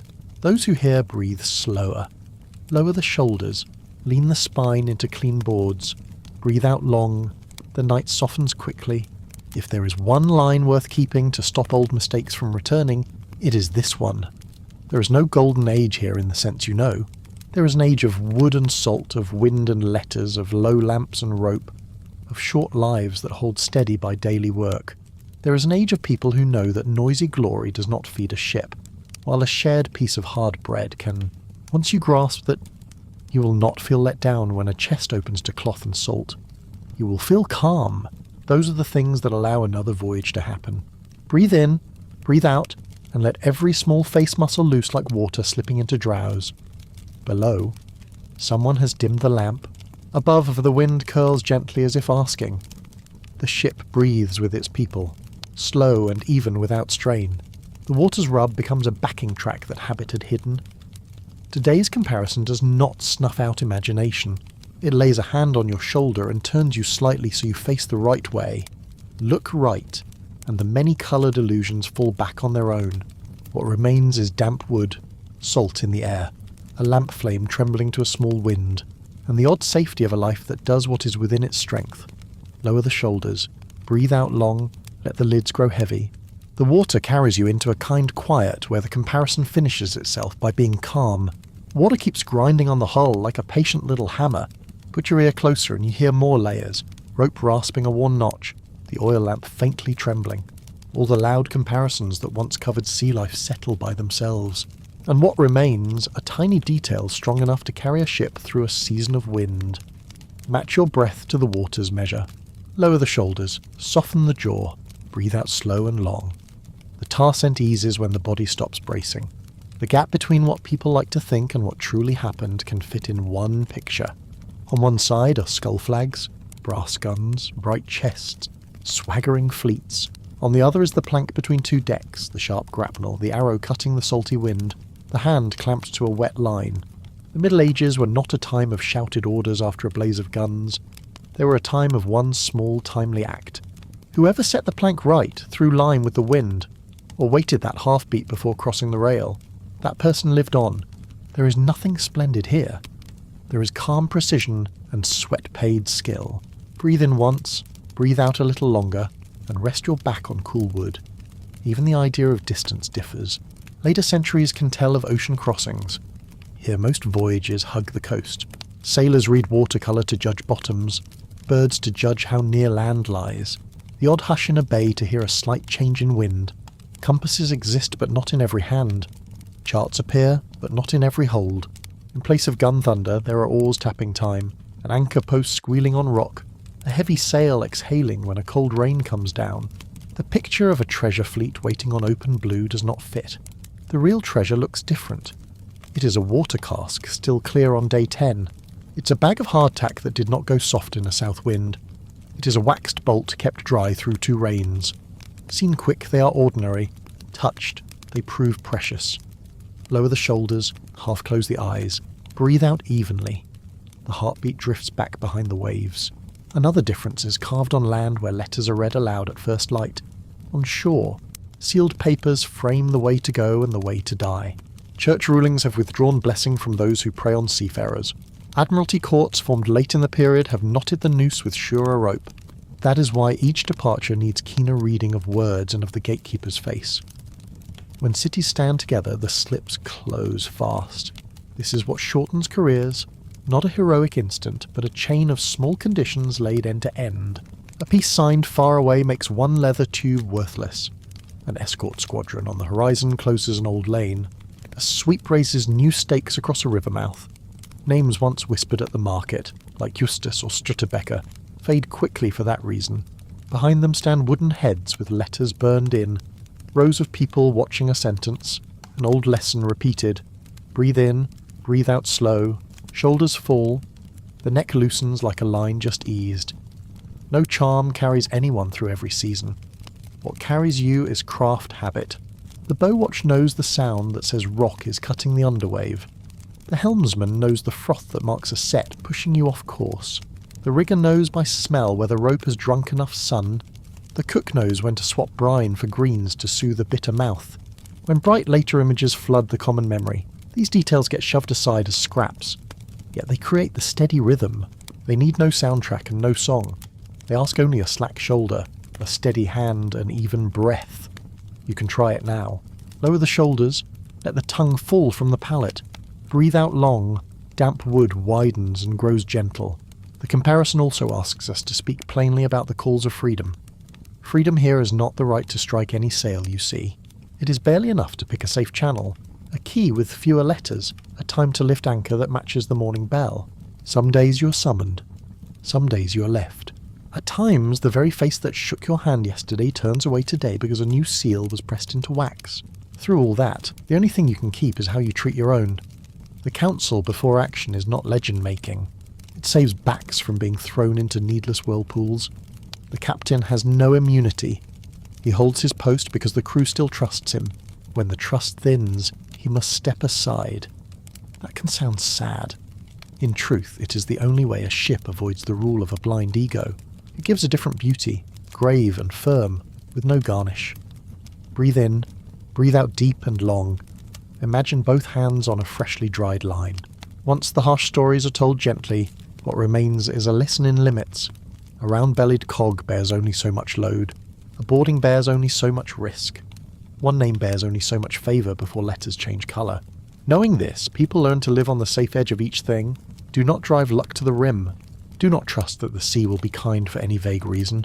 The sea is fair in its way. It rewards care and punishes pride. When you understand that, loud myths retreat. You no longer need a volley to feel that sea life has meaning. You need a mild evening, a dry deck, a line that does not slip, a quiet nod among those who share the boards. Breathe in, breathe out, and let the chest sink like a wave made smooth. Many ask what is worth remembering then. Remember a patient art, the knack of fixing a hairline crack before it becomes a mouth, the habit of reading a grey streak of cloud before it becomes a squall, the kindness of sharing a bit of hard bread when no one is watching. These do not make blazing myths. They make just enough length for a short life. That's the heart of this comparison. Not to put later tales down, but to return the right colour to a blurred time. The Middle Ages did not grant raiders a long honeymoon. They offered rough seasons of wind, shifting waters, letters heavy as stone, and a small community on salted boards that looked at one another and got through. Lower the shoulders, loosen the knees, breathe out long. The lids hang heavy like a sail lowered by one handspan. Now let the sea speak its close. It does not promise. It repeats a gentle backing track, teaching slow breath and trust in simple things. If you must carry one line, carry this. Do not seek a bang to believe a day is complete. Seek water slowing at the hull, the smell of a lamp turned low, the feel of a line that does not slip. Find those and the noise drops astern like drift scum. Ahead a smooth water, warm light, and a narrow lane just wide enough to take a ship one more reach. Breathe in, breathe out. The small muscles about the eyes let go. The water carries sleep to the door. If by chance you dream a Blacksail tonight, let it pass like a dark cloud. A better dream is a silent rock shore, a round-bellied boat rocking very lightly, a few letters blurred by dew on a harbour gate. and the gentle nod of an old watchman. Waking, you will remember that the small things endure, and when this story closes, the water's rhythm will still be there to lead us quietly into the closing part of the hole. Lower the shoulders, soften the jaw, breathe out very long. The oil lamp's wick drops by 1 notch. The water still taps lightly at the wooden hull. Tar lingers in the air. The oil lamp is trimmed low, its thin gold light gliding over the planks. The stories you have just crossed do not look for flares or skull and bones flags. They slowly return the true colour of a medieval seafaring life. Little gold and silver, much salt and sweat. Few legends, many lines of lore posted at the quay. Few gleaming fleets, many oars, many grapnels, many breaths that carry a person through a wave. If anything is worth keeping, it is the small things that last. A water cast still sound on day 10, a bolt of cloth kept dry through a long rain, a line tied sure and strong, a quiet nod among shipmates before the plank goes across. These ordinary details are the real treasure.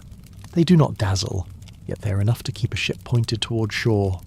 Breathe in slowly, breathe out long, lower your shoulders, soften your jaw. You can hear the water's rhythm easing back. As the gap between myth and fact comes clear, the mind grows lighter. No need to argue, no need to judge. Only see clearly, then let it rest. The night sea has done the rest for a very long time. Before we close, give your body a small kindness. Loosen the brow, loosen the neck, loosen both hands. Breathe out 1 more count. Picture the oil lamp lowered, the wick cap settling. The warm smell of wood remains. The sound of water remains, only a little farther off, a little softer. As you fall asleep, the loud names of legend fade like mist over the quay. What remains is a flat sea, a small ship, and the steady breath of the night watch rest. We stop here, quiet and complete. Sleep well,